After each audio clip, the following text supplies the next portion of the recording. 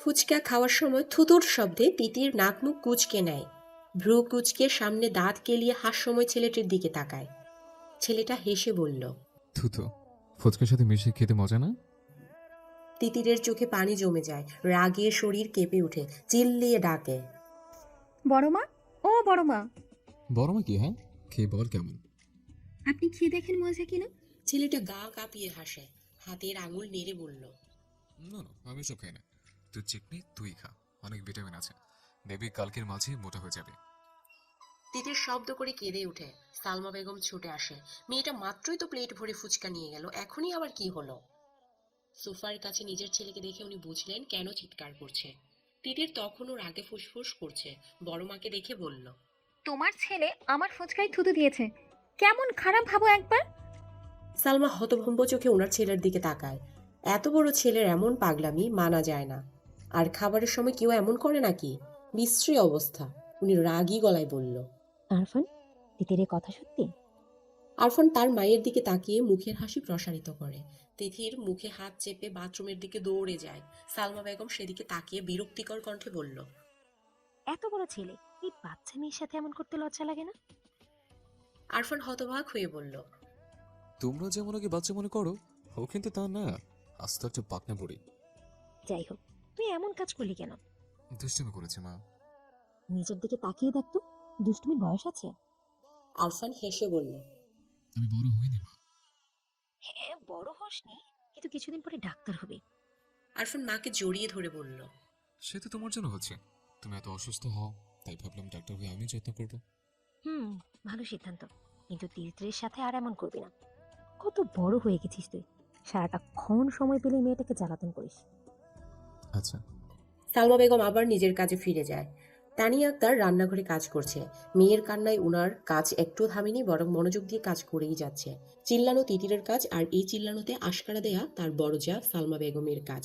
উনি ব্যস্ত ভঙ্গিমায় ফিরে আসলে তানিয়া আক্তার বলল, কি নিয়ে ঝামেলা বাঁধালো ভাবি? সালমা বেগম বলল, ও কিছু করেনি, আরফানি দুষ্টুমি করছিল। আমার ছেলেটাও না, আক্কেল জ্ঞান নেই। তানিয়া ঘোর করে বলল। আরফান খুব ভালো ছেলে, আমার মেয়ে দুষ্টু। তিতির রান্নাঘরে আসতে নিয়েও মায়ের কথা শুনে আর রান্নাঘরে আসলো না। নুপুরের ঝনাট ঝনাট শব্দ ফেলে নিজের রুমে চলে গেল। আরফান সোফায় বসেছিল, তিতিরের হেলে দুলে যাওয়া দেখে বলল, এতটুকুন মেয়েরা পরে কত ঢং। মানুষের মন যেমন হঠাৎ খারাপ হয়ে যায়, গুমড়ে উঠে বুকের ভেতরটা, চিৎকার করতে ইচ্ছে করে, তেমনি বুঝি আকাশেরও এমন লাগে। তাই তো তিতিরের সাথে পাল্লা দিয়ে আকাশ শো শো করে কেঁদে ওঠে। মনের গোমট ভাব দূরে ঠেলে পানির মাঝে নিজেকে উজাড় করে দিতে চায়। তিতির জানালার বিরাট পাল্লা খুলে দেয়। জানালার সাথে লাগোয়া প্রাচীন আমলের লোহার বড় দোলনায় বসে। হাঁটুতে মুখ গুজে উদাস চোখে বাহিরে তাকিয়ে আছে।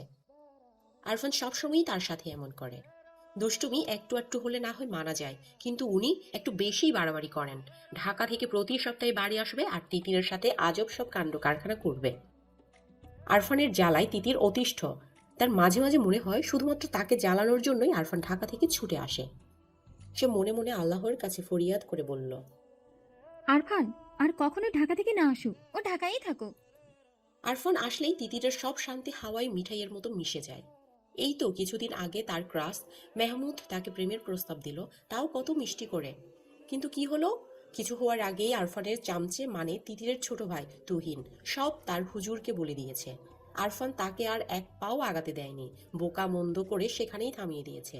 শুধু বকা না, শুধু বকা দিয়ে উনি ক্ষান্ত হননি, সাথে বোনাস হিসেবে সাদা ফকফকে গালে একটা থাপ্পড় দিয়ে গালটা লাল বানিয়ে ছেড়েছে।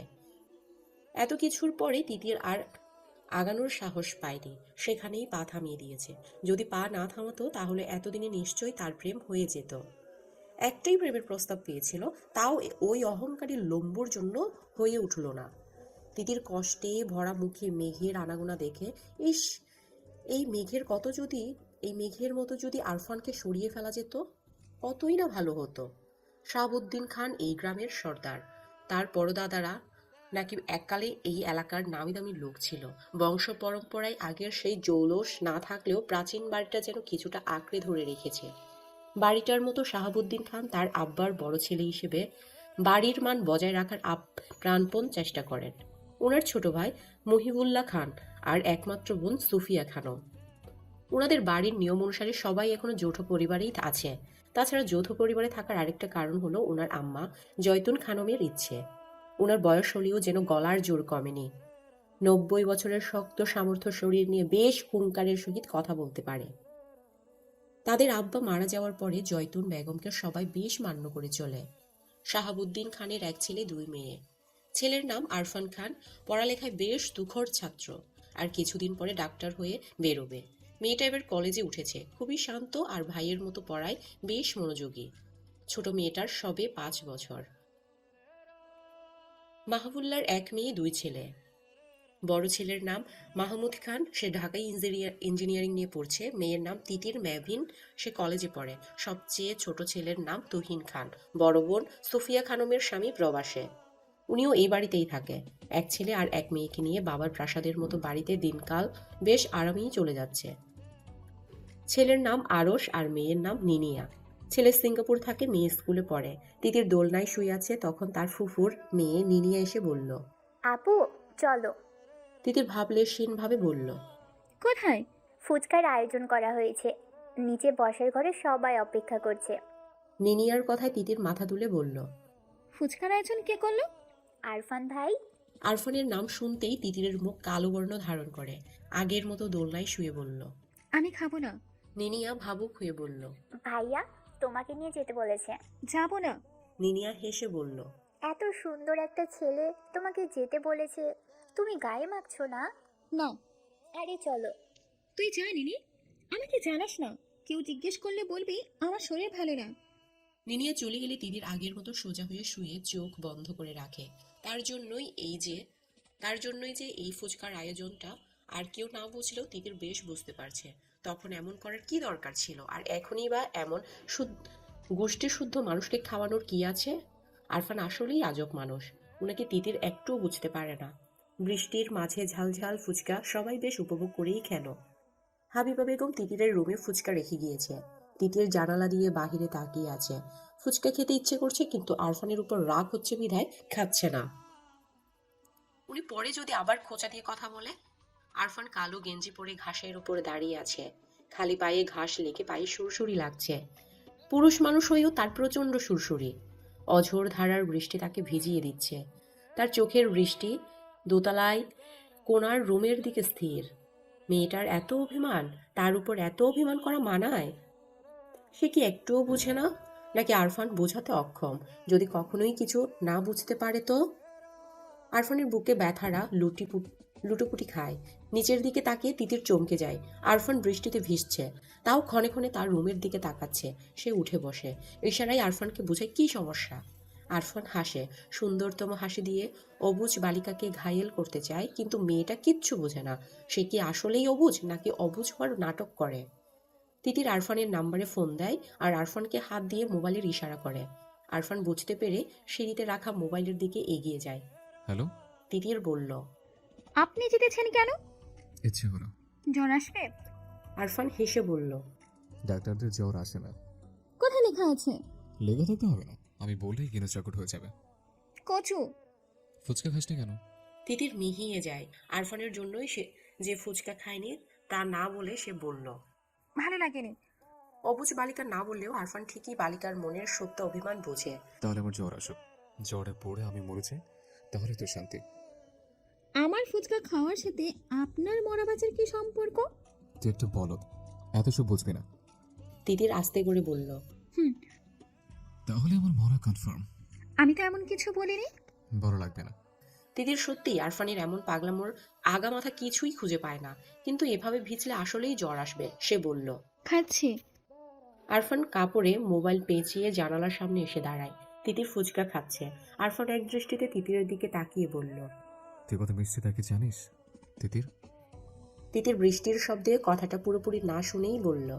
মিষ্টি না ভাইয়া, ফুচকা অনেক ঝাল হয়েছে। তিতিরের কথায় আরফান হেসে বলল। আমি জানি না আমার কি হবে, আমি বোধহয় পাগল হয়ে যাবো তিতির শোনা। বৃষ্টিতে তিতির কথাগুলো স্পষ্ট শুনল না, কিন্তু জানালা দিয়ে নিচে তাকিয়ে মিষ্টি করে একটা হাসি উপহার দেয়। আরফান সেদিকে বিভৎস চোখে তাকিয়ে থাকে। বুকের ভেতর অনুভূতিরা হুড়োহুড়ি খায়। ইস, অনুভূতি এত ভয়ঙ্কর হতে পারে? বুকের যন্ত্রণা কি স্ট্রোকের সমস্যা নাকি প্রেমের যন্ত্রণা?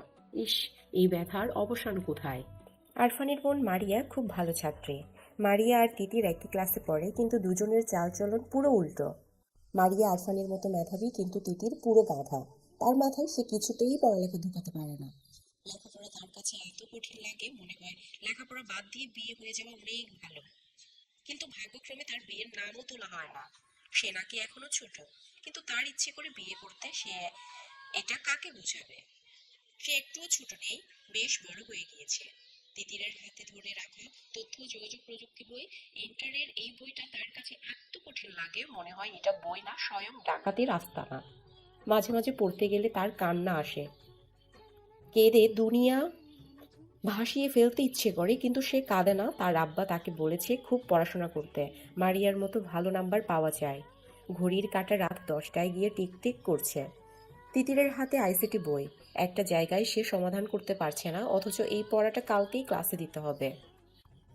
বই হাতে নিয়ে অলস ভঙ্গিমায় উঠে দাঁড়ায়, ধীর পায়ে মারিয়ার রুমের দিকে যায়।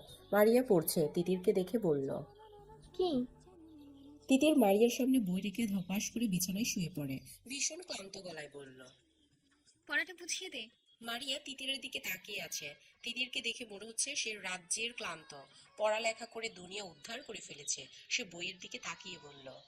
এইটা আমিও পারি না। মারিয়ার কথায় তিতির চকিত নয়নে তাকিয়ে বলল। কি বলিস? তুই পারিস না? অবাক করা কথাবার্তা।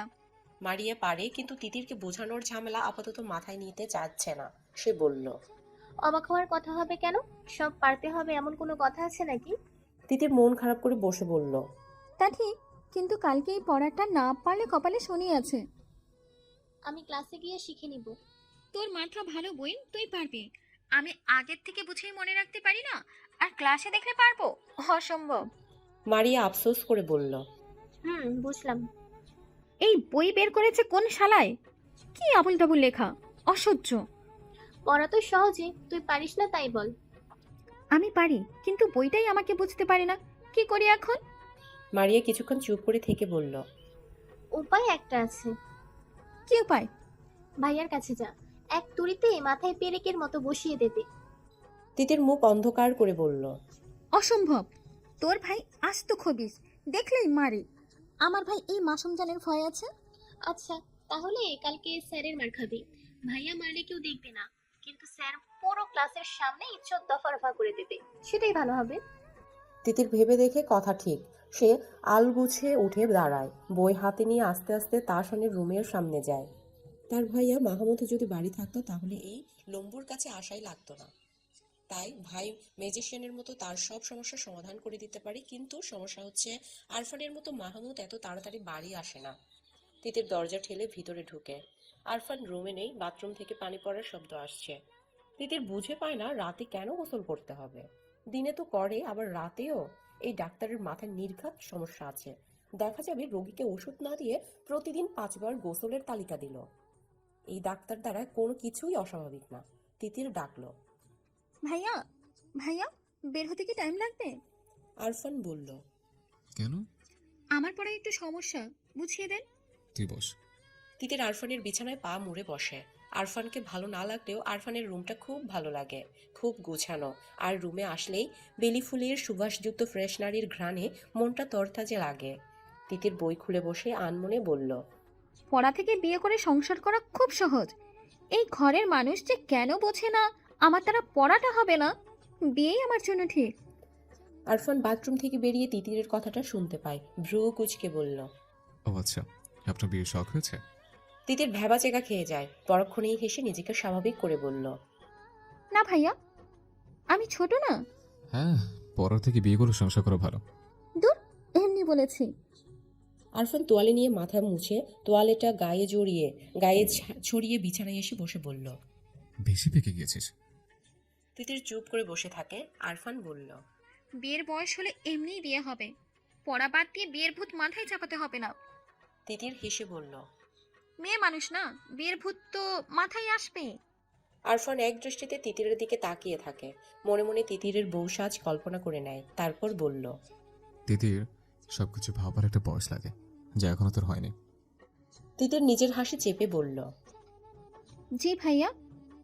আরফান গম্ভীর গলায় বলল। কি সমস্যা দেখ। তিতির বই বের করে আরফানকে দেখায়। আরফান খুব ভালো করে তিতিরকে বুঝিয়ে দেয়। বোঝানোর পরে তিতিরকে বলল। বুঝেছিস? তিতির মাথা নেড়ে বলল। হ্যাঁ। তাহলে এবার আমাকে বোঝা, কি বুঝেছিস? বুঝতে গিয়ে তিতির বুঝতে পারলো সে কিছুই পারছে না। বোঝাতে গিয়ে তিতির বুঝতে পারলো সে কিছুই পারছে না। আরফানের দিকে তাকিয়ে বোকা বোকা হাসি দিয়ে বলল। ভাইয়া, আমি আপনাকে পরে বুঝিয়ে দেব। আরফান বালিশ কোলে নিয়ে আয়েশ করে বসে বলল। পরে কেন, এখনই বুঝা। মাথায় ধরি না তো। আরফান তিতিরের মাথায় থাপ্পড় দিয়ে বলল। এত বড় গোল গোল মাথায় গোবর ছাড়ার কি আছে শুনি? গোবরের মাথা? তিতির মাথায় হাত বুলিয়ে বলল। গোবরেও পদ্ম ফুল ফোটে। হ্যাঁ, কিন্তু তোর কিছু হবে না। আমিও ভালো রেজাল্ট করে সবাইকে চমকে দেব। আরফান এক দৃষ্টিতে তিতিরের দিকে তাকিয়ে থাকে, মনে মনে বলে। তিতির শোনা, তিতির শোনা, তুমি নিজে তো আস্তে একটা পদ্ম ফুল। এই যে আমি ক্ষণে ক্ষণে নিজের হুঁশ হারাই, কি জন্য? তোমার জন্যই তো। আচ্ছা রুমে যা, আর সমস্যা হলে আমাকে বলবি। তিতির মিষ্টি করে হেসে আরফানের দিকে তাকায়, তারপর আস্তে করে উঠে দাঁড়িয়ে দুরন্ত বালিকার মতো নুপুরের রিনিঝিনি শব্দ তুলে বেরিয়ে যায়। আরফান বিপ্স হয়ে তাকিয়ে আছে। বুকে অনুভূতিরা লুটুপুটি খাচ্ছে। আগে নিজেকে খুব সামলাতে পারত, কিন্তু ইদানিং তিতির যেন তরতরিয়ে বড় হচ্ছে, আর তার অনুভূতিরা তিতিরকে দেখলেই পাগলের মতো ছুটে যেতে চাচ্ছে। সারা গা কাটা দিয়ে ওঠে। ইস, মেয়েটা তাকে নিজের অগোচরে এত যন্ত্রণা দিচ্ছে, অথচ সে জানেই না তার মিষ্টি হাসি, দুষ্টু কথা, মায়াবী চোখে তাকানো আরফানকে শেষ করে দিচ্ছে, সারা শরীর অবশ করে দিচ্ছে। আরফান বিছানায় শুয়ে পড়ে, চোখ বন্ধ করে নিজেকে বুঝায়। তিতিরটা এখনো বাচ্চা, আরো পরে, আরো পরে। কিন্তু মন উল্টো আমাকে বোঝায় পরে আর পরে টরে হবে না, এখনই ওকে চাই। ওর মিষ্টির সান্নিধ্য চাই, আমি খুব আপন করে চাই ওকে। কাছে না পেলে আমি যে মরে যাচ্ছি। তার চোখে পড়ো না, প্লিজ একটা ব্যবস্থা করো। আরফান হাসে। তার এই গোপন অভিলাষ কেউ জানে না, কেউ বুঝেনি। জানলে কি হবে তা আরফান ভাবতে পারে না, দম বন্ধ লাগে।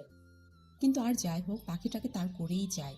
কত বছরের ভালোবাসা মিশিয়ে রেখেছে, তাকে বৃথা যাবে? আজকাল তিতিরকে সারা বাড়িতেই টই টই করে ঘুরে বেড়াতে দেখে আরফানের মনে প্রলয় হয়।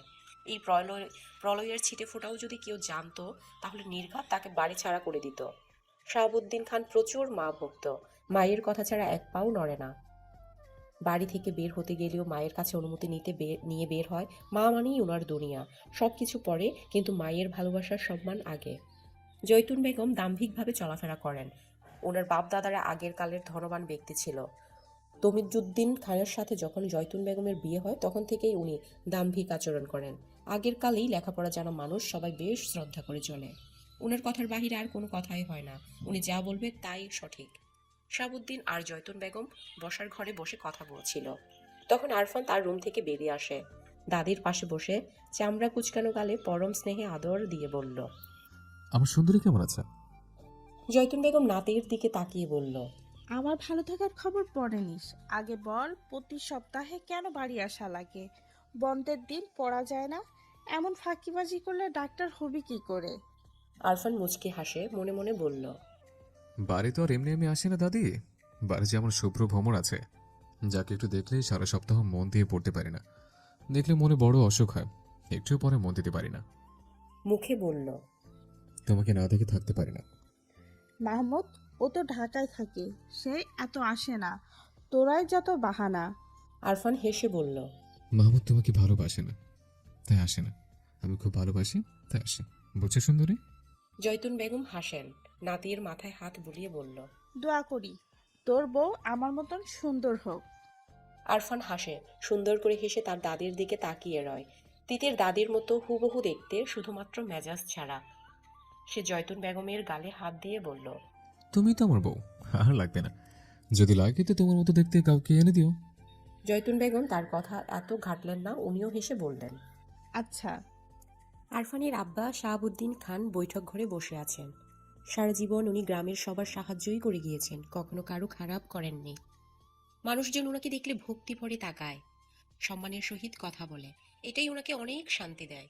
ওনার মনে হয় মানুষের সাহায্য করার মাঝে যে সুখ নিহিত আছে তা অন্য কোনো কাজে নেই। তাই তো ব্যবসা বাণিজ্য সামলানোর পাশাপাশি সমানভাবে গ্রামের সবার ভালো মন্দ দেখেন। সাহায্য করা ওনাদের রক্তে মিশে আছে। আরফান ব্যাগ নিয়ে বেরিয়ে আসে। প্রত্যেক সপ্তাহে বাড়িতে গিয়ে তার পড়ায় আসলেই সমস্যা হয়। রাত জেগে পড়া শেষ করা লাগে, কিন্তু সেই বা কি করবে? মনকে তো বোঝাতে পারে না। মনটা আজকাল এত বেপরোয়া হয়ে গেছে যে আটকানো মুশকিল হয়ে যাচ্ছে। আরফান বাড়ি থেকে বেরোচ্ছে, কিন্তু কোথাও তিতিরের দেখা নেই। মেয়েটাকে না দেখেই চলে যাবে? আরফানের বুক পিঞ্জিরায় কেমন তোর ব্যথা ব্যথা অনুভূতি হয়। সবার থেকে বিদায় নেওয়ার পরেও সে বারবার পেছনে ফিরে তাকাচ্ছে। সেই তাকানোতে ছিল মরিয়া হয়ে কাউকে খুঁজে নেওয়া। শাহাবুদ্দিন খান বৈঠক ঘর থেকে ছেলেকে লক্ষ্য করেন। বারবার পেছনে ফিরে তাকানোটা ওনার চোখে লাগে। ছেলে এমন করে বারবার তাকাচ্ছে কেন? উনি গলায় জোর লাগিয়ে আরফানকে ডাকলেন। বাবার ডাক শুনে আরফান সেদিকে এগিয়ে যায়। শাহাবুদ্দিন খান ছেলের দিকে তাকিয়ে থাকে। ছেলেটা যেন হঠাৎ করেই বড় হয়ে গেল। এই তো বছর কয়েক আগেও কাঁধে নিয়ে হেঁটেছেন, অথচ এখন বসে দু কথাও বলা হয় না। ছেলে মেয়ে বড় হবার সাথে সাথে কি বাবা মায়ের সাথে দূরত্ব বেড়ে যায়? শাহাবুদ্দিন অবশ্য ছেলের সাথে মিশার সর্বাত্মক চেষ্টা করেন। আরফান কাছে আসলে উনি বললেন। তোমার লেখাপড়া কেমন চলছে আব্বু? আরফান পেতে রাখা বড় বেঞ্চে বসে বলল। ভালো। প্রতি সপ্তাহে বাড়িতে আসার কারণ কি? বাবার থেকে পাওয়া এমন প্রশ্নে আরফান থমকে যায়। জুৎসই উত্তর দিতে ভুলে যায়, মিথ্যা সাজিয়ে বলল। বাড়িতে আসলে ভাল লাগে, মন ফ্রেশ থাকে। বাড়িতে আসার চেয়ে লেখাপড়ায় মনোযোগ দেওয়া বেশি জরুরি না? আরফান হেসে বলল। জি। শাহাবুদ্দিন খান ছেলের মাথায় হাত বুলিয়ে বলল। আমি চাই তুমি ভালো ডাক্তার হও আর আমাদের গ্রামের হসপিটালে বসো। জি বাবা। আচ্ছা যাও, বাড়িতে কম আসলেই ভালো হবে। আরফান হেঁটে বাগান পেরিয়ে যায়। গেটের কাছে গিয়ে চোখ পাকিয়ে নিনিয়ার দিকে তাকায়। সে আসলে এই মেয়েকে বুঝতে পারে না। আজব মেয়ে, এত ছোট, অথচ আরফানের ধারণা এই মেয়ের হাড়ে হাড়ে শয়তানি। এই যে এখন পথে দাঁড়িয়ে হাসি মুখে তার জন্য অপেক্ষা করছে, এটা কেন করছে সে? আরফান বেশ বুঝে। নিজে যেমন আরেকজনের জন্য চাতক পাখির মতো অপেক্ষা করে থাকে, তাকে দেখার জন্য বেকুল হয়, নিনিয়ার মাঝে সে এসব দেখতে পায়। আরফান বিরক্ত। দাদির আদরের নাতনি বলে কিছু বলতেও পারে না। সে হেঁটে চলে যায়। নিনিও তার পায়ের সাথে পা মিলিয়ে হাঁটে। আরফান না বুঝার ভান করে বলল। কই যাবে? নিনিয়া সামনের দিকে তাকিয়ে হেসে বলল। কোথাও না। বাড়ি যা। নিনিয়া হেসে চলে যায়। মনে মনে ভাবে ভবিষ্যতে আরফানই তার হাজবেন্ড হবে। এখন পাত্তা না দিয়ে লাভ নাই। সুফিয়া খানম সারা জীবন আরাম আয়েশ করেই দিন পার করে দিয়েছেন। বিয়ের পরে কখনো স্বামীর বাড়িতে গিয়ে থাকেননি। বাবার বাড়িতে রাজরানীর মতো জীবন কাটিয়েছেন। তার মায়ের উপর কথা বলার সাধ্যি কারোর নেই। উনি যেমন বলবে তেমনই হবে। দুই ভাইয়ের বউ কখনো শাশুড়ির উপরে কথা বলেন না। বড় বোন হিসেবে দুই ভাই আর ভাইয়ের বউ এরা বেশ মান্য করেই চলে।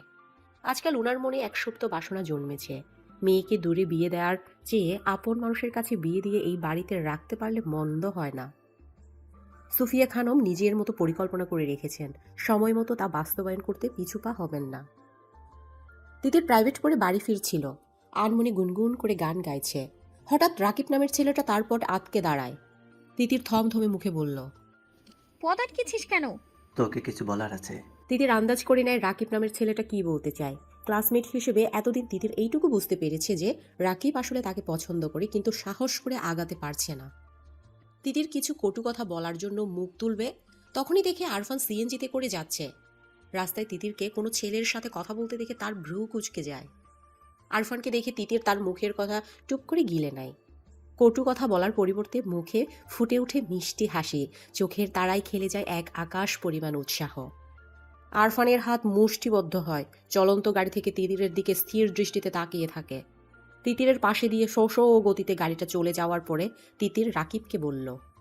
শোন, তুই যা ভাবিস তা ভুলে যা। আমার ভাইয়া শুনলে তোর হাত পা ভেঙে দেবে।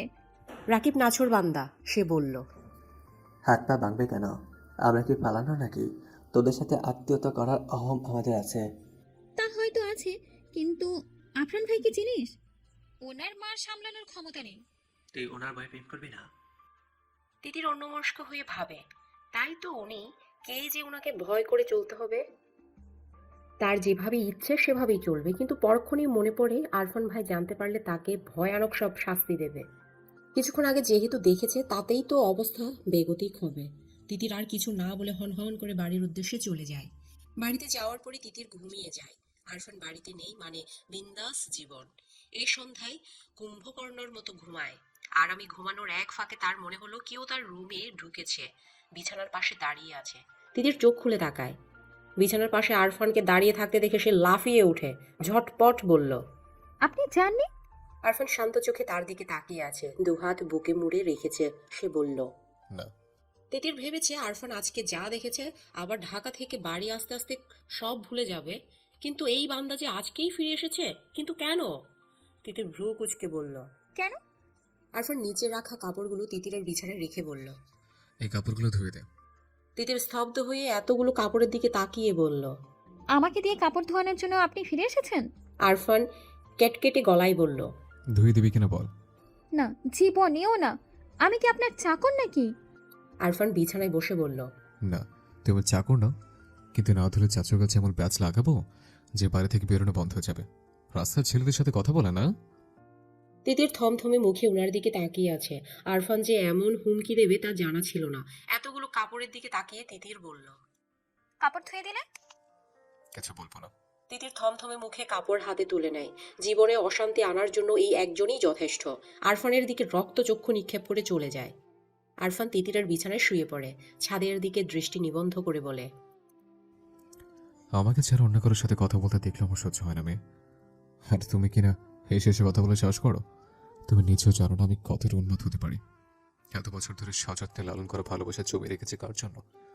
আমি যেমন পাগল হয়েছে তোমাকে এমন পাগল বানাবো। আরফান দীর্ঘশ্বাস ছাড়ে। আজকাল ঢাকায় গেলে এত চিন্তা হয়, অথচ তার এই চিন্তার কারণ মেয়েটা বুঝেই না। ইস, তার তিতিরটা এত বোকা, এইটুকুও বুঝে না। জানালার গ্রিলে মাথা ঠেকিয়ে দূরের গাছপালার দিকে বেখেয়ালি দৃষ্টি মেলে মারিয়া তাকিয়ে আছে। সে গাছপালা দেখছে নাকি কি দেখছে তা তো ওর দৃষ্টি দেখে বোধগম্য হচ্ছে না, কেননা তার চোখের ভাষা যে বড়ই শূন্য। মুখে আকাশ পরিমাণ ব্যথার ছাপ স্পষ্ট।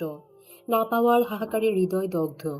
দুটো হলুদ পাখি একটা ডালে বসে আছে। একটা পাখি আর একটা পাখির কাছে ঠোঁট নিয়ে কিচিরমিচির করাতে পাখিটা উড়ে যায়, সাথের পাখিটাও পিছু পিছু যায়। এই দৃশ্যটা দেখে মারিয়া দীর্ঘশ্বাস ফেলে। পাখিটা তো তার ডানার সাহায্যে উড়ে যেতে পারলো, কিন্তু সে উড়বে কিভাবে? তার যে যোগাযোগের সব রাস্তাই বন্ধ। এই যে কোনো কথা না, যোগাযোগ না, একলা একাদিন কাটাচ্ছে, তার কেমন লাগে? তাকে নিষ্ঠুর মনের পুরুষ জানে? সবার কাছে শান্ত উপাধি পাওয়া মেয়েটা দরজায় আটকে মুখে হাত চেপে কাঁদে। এর অবসান কোথায়? তা কি মাহমুদ জানে? মারিয়া দীর্ঘশ্বাস ছাড়ে।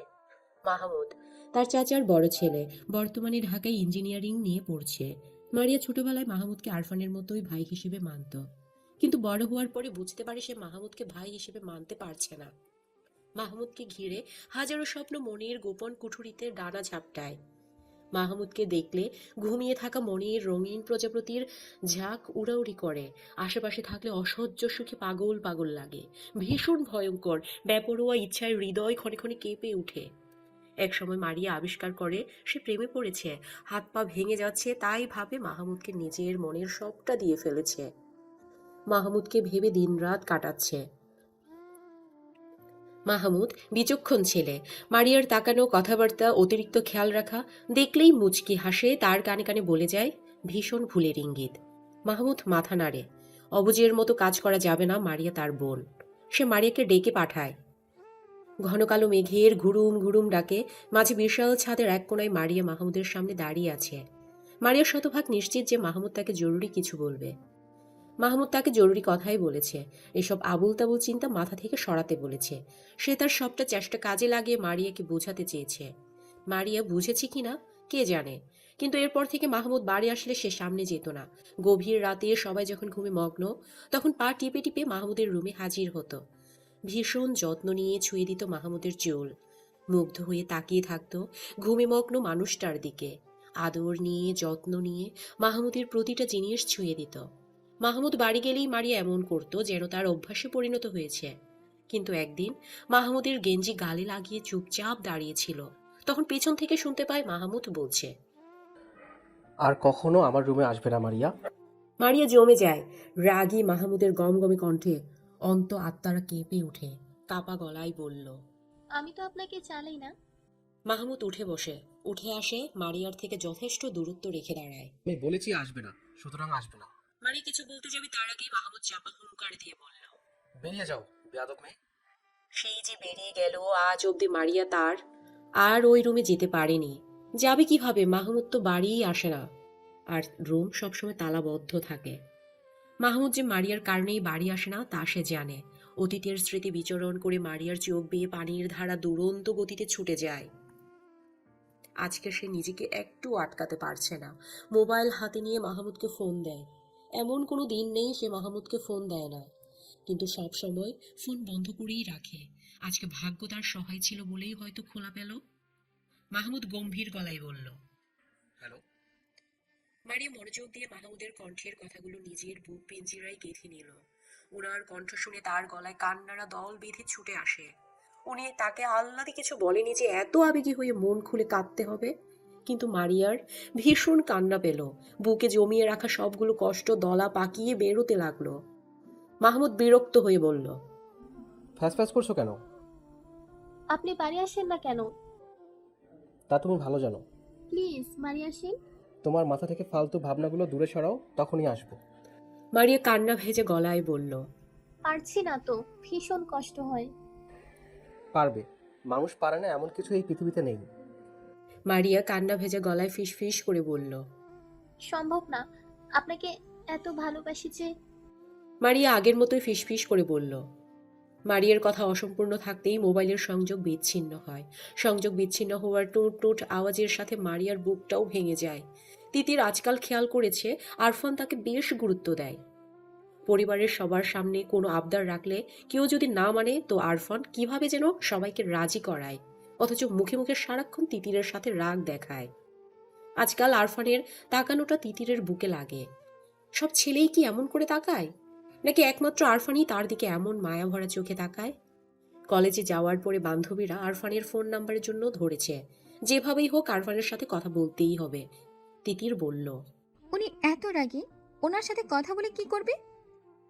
তিতিরের বান্ধবী সাইমা বলল, রাগী তাতে কি, তুই জানিস না রাগী ছেলেরা বউকে বেশি ভালোবাসে। আমার সাথে সেট করাই দে দোস্ত, আমি শুধু ওনাকেই চাই।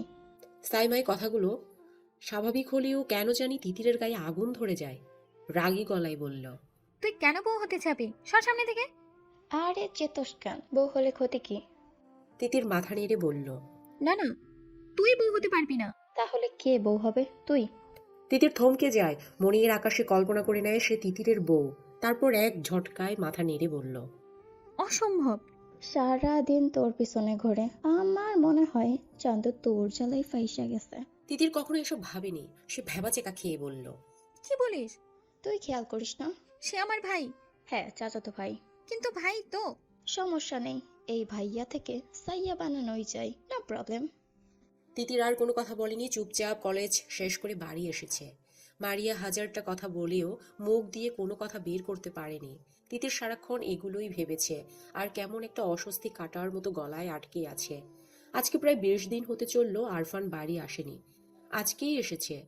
তিতিরের ভাবনার ডানায় রং লাগাতেই বুঝি আজকে মহারাজের বাড়িতে আসা। অতি সাহস নিয়ে তিতির আরফানের রুমের সামনে যায়, কিন্তু আরফান রুমে নেই। রুমে না পেয়ে বাহিরে বাগানে যায়। সেখানে আরফান সবার সাথে বসে আছে। তিতিরকে দেখেই আরফান নড়ে চড়ে বসে। তিতির অন্য দিনের মতো মোটেও হইচই করছে না, বরং শান্ত হয়ে বসে আছে। বারবার আরফানের দিকে তাকাচ্ছে।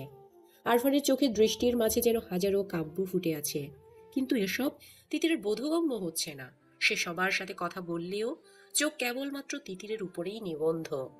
তিতির সবার দিকে তাকানোর পাশাপাশি আরফানের দিকেও তাকাচ্ছে। তারপর তিতিরের দম আটকে আসে। বুকের ভেতরে ফুসফুস তার শ্বাসকার্য থামিয়ে দিতে চায়। অজানা আতঙ্কে ধরফড় করে উঠে বুকের পাখি। সে যা ভাবছে আসলেই কি তাই, নাকি সবটাই ভ্রম? সে বেখেয়ালে মাথা নেড়ে বলল, অসম্ভব। মাঝরাত। আরফান বারান্দায় দাঁড়িয়ে আছে। পাশের রুমেই তার প্রাণ ভোমরা ঘুমিয়ে আছে। আরফানের পরিণত বয়স, মাথায় হাজারো উল্টাপাল্টা চিন্তা ঘুনে পোকার মতো কিলবিল করছে। আরফান দীর্ঘশ্বাস ফেলে। তার ইচ্ছেগুলো বড়ই অবাধ্য, আজকাল লাগামহীন ঘোড়ার মতো বেসামালভাবে ছুটে যায়।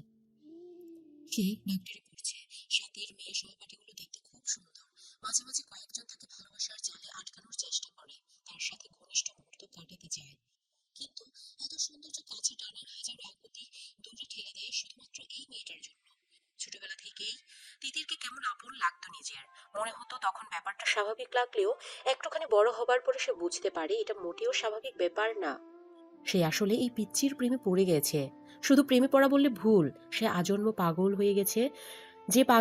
যে পাগলের পাগলামি তিতিরের ভালোবাসার পরশ ছাড়া ভালো হবে না। তাছাড়া আরফান ভালো হতেও চায় না, বরং তিতিরকে নিজের করে পেয়ে গেলে পাগলামির পরিমাণ বাড়াতে চায়। ভালোবাসার পাগলামিতে ছোট পাখিটাকে ছাড়কার করে দেওয়ার প্রয়াস বুকের ছোট কুঠুরিতে আস্তে আস্তে জমা হচ্ছে। বারান্দার বাহিরে লাগানো বেলি ফুল থেকে ভুর ভুর করে সুগন্ধ আরফানের প্রেমে দগ্ধ হৃদয় আরো পাগল পাড়া করে দিচ্ছে। তার কেমন নেশা নেশা লাগছে, মনে হচ্ছে এখন যদি তিতিরকে কাছে পেত তাহলে আদরে ভালোবাসায় ঠিক কাঁদিয়ে ফেলতো। আরফান চোখ বন্ধ করে বারান্দার গ্রিলে মাথা ঠেকায়, ফোঁস ফোঁস করে নিঃশ্বাস ফেলে দাঁড়িয়ে থাকে। তিতির হাত বাড়িয়ে মোবাইল হাতে নেয়।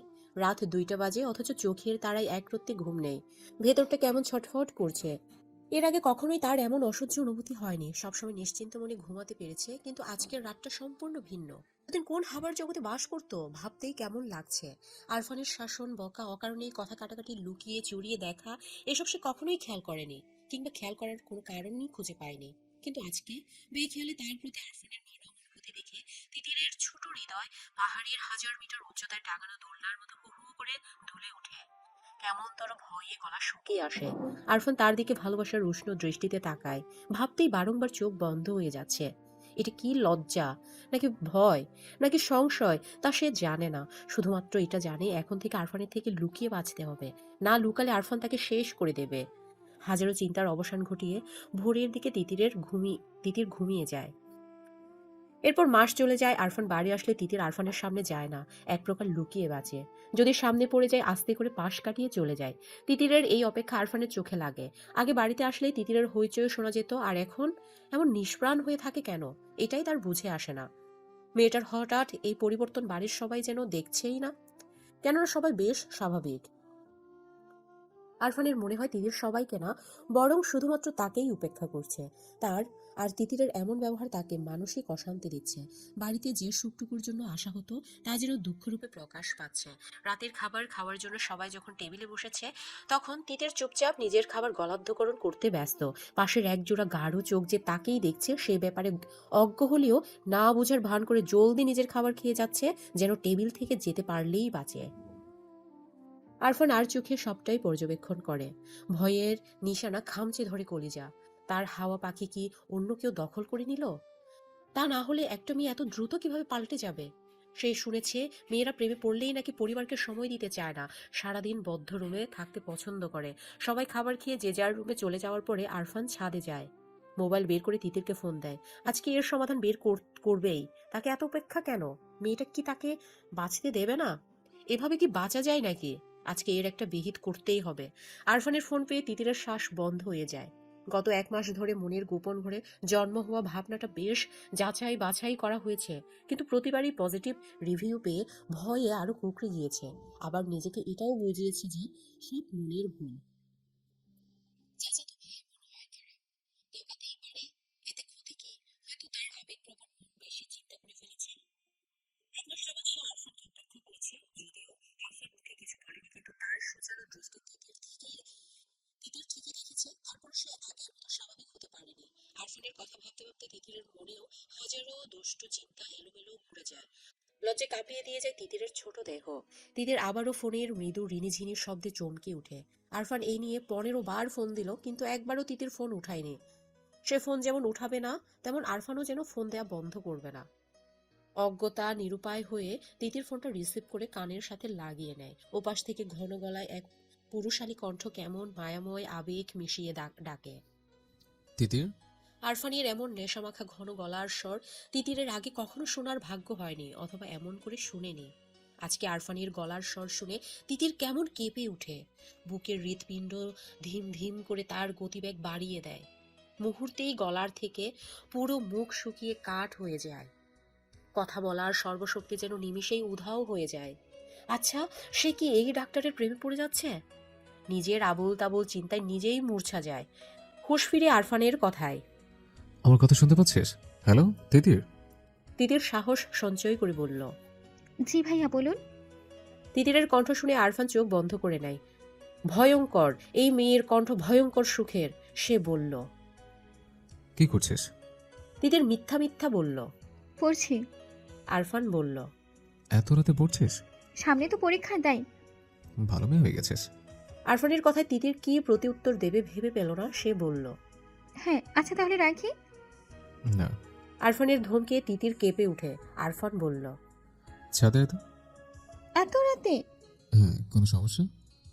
আগেও অনেকবার সে আরফানের সাথে ছাদে দুষ্টুমি করেছে, কিন্তু আগের অনুভূতি আর এখনের অনুভূতি যে সম্পূর্ণ ভিন্ন। সে বলল, সকালে দেখা করব। তাহলে আমি তো রুমে আসি।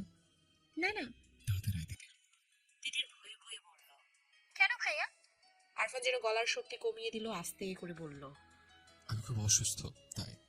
তিতির চিন্তিত হয়ে বলল, আমি কি তাহলে বড় মাকে চাগাবো? তোকে তো বাথরুমে করতে কে বলেছে? তুই আয়, কুইক। তিতির কিছু বলার আগেই ফোনের সংযোগ বিচ্ছিন্ন হয়। তিতির ধীর পায়ে ছাদের দিকে যায়। সিঁড়ি কোঠায় জ্বালানো ছোট লাইটের আলো ছাদের নিকষ কালো অন্ধকার দূর করে দিয়েছে। সেই আলোই তিতির ছাদের এক করে আরফানকে আবিষ্কার করে। আলতো পায়ে এগিয়ে যায় সেদিকে। তিতিরের উপস্থিতির টের পেয়ে আরফান তিতিরের দিকে ফিরে তাকায়।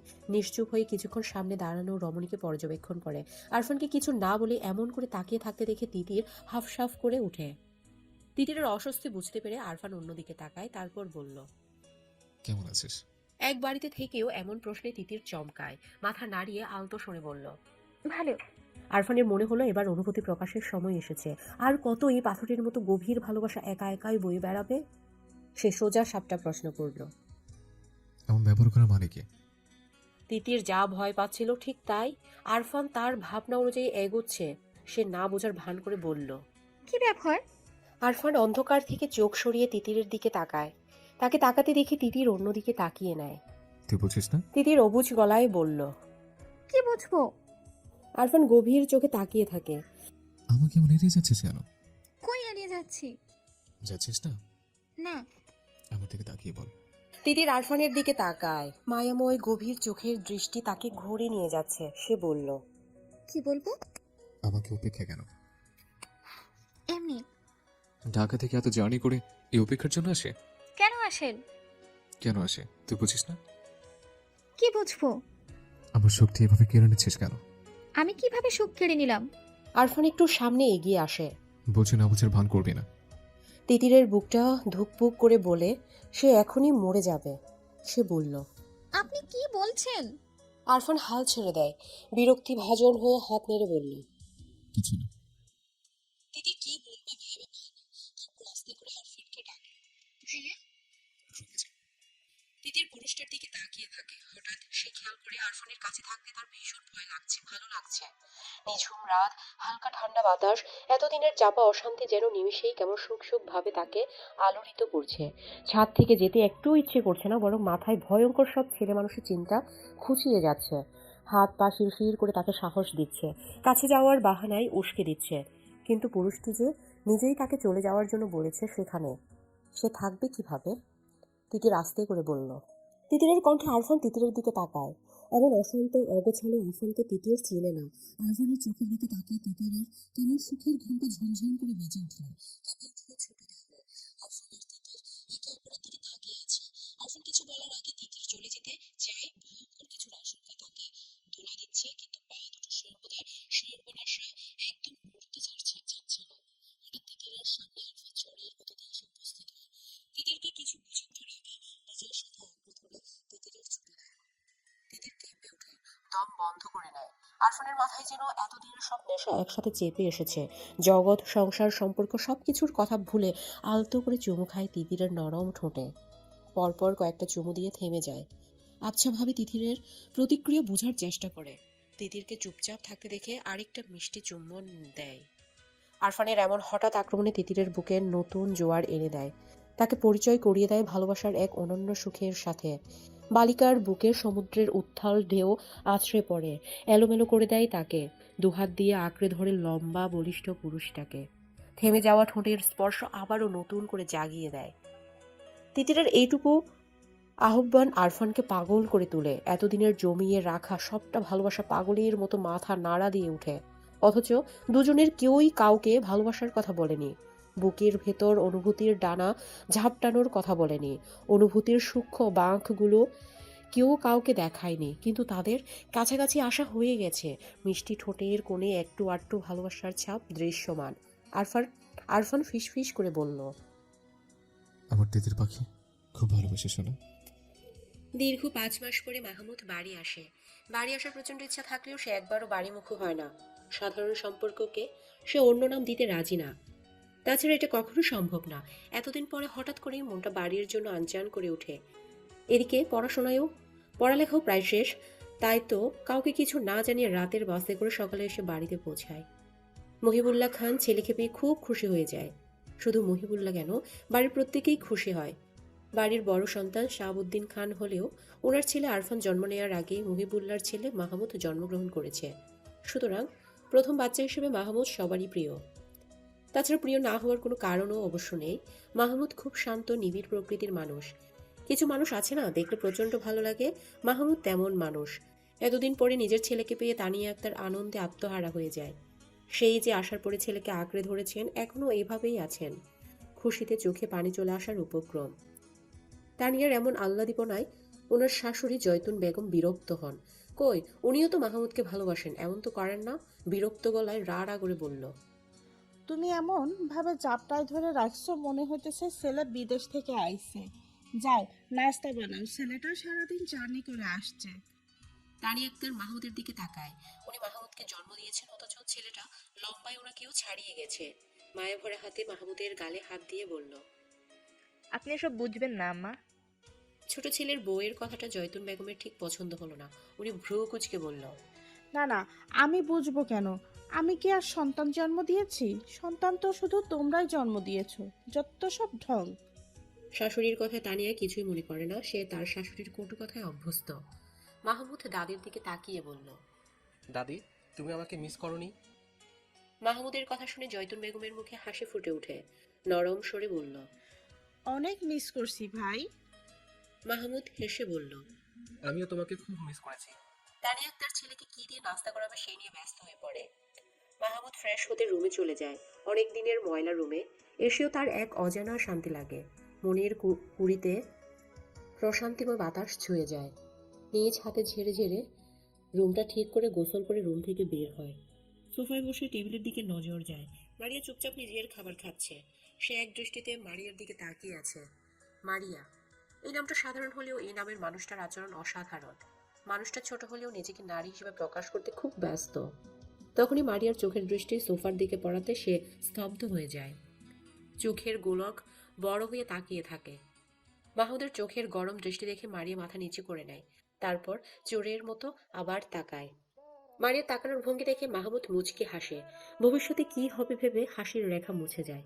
মারিয়া আর খেতে পারে না। খুশিতে নাচতে ইচ্ছে করলে কি আর খাবার পেটে যায়?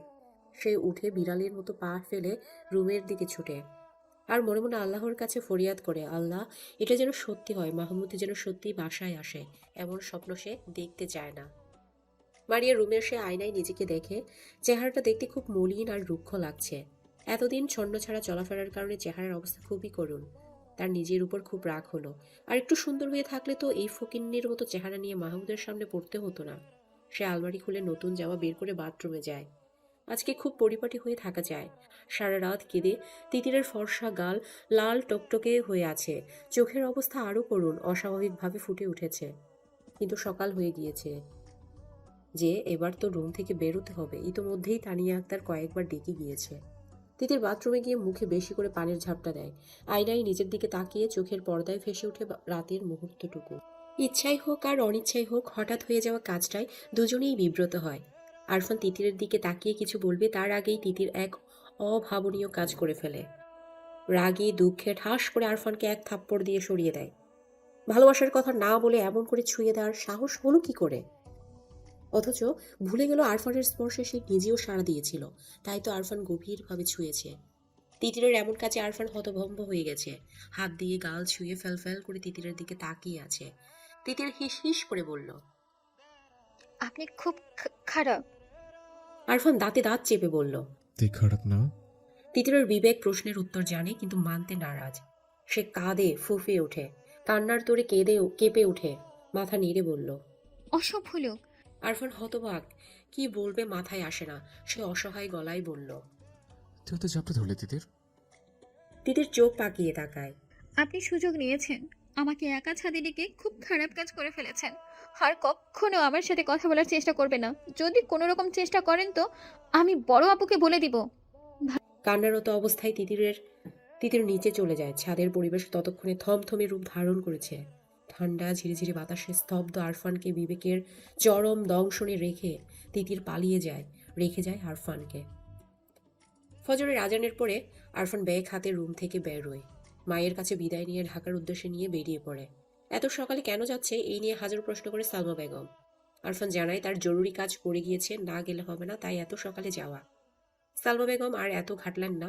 আরফান উড়নচণ্ডী স্বভাবের, তাই আর তার কাজে কোনো সন্দেহের লেশমাত্র রইল না। সারা রাস্তা আরফানের মুখ থমথমে হয়েছিল। কখন জানি চোখ জ্বালা করতে করতে লাল টকটকে হয়ে গিয়েছে। সে কি আসলেই সুযোগ নিয়েছে?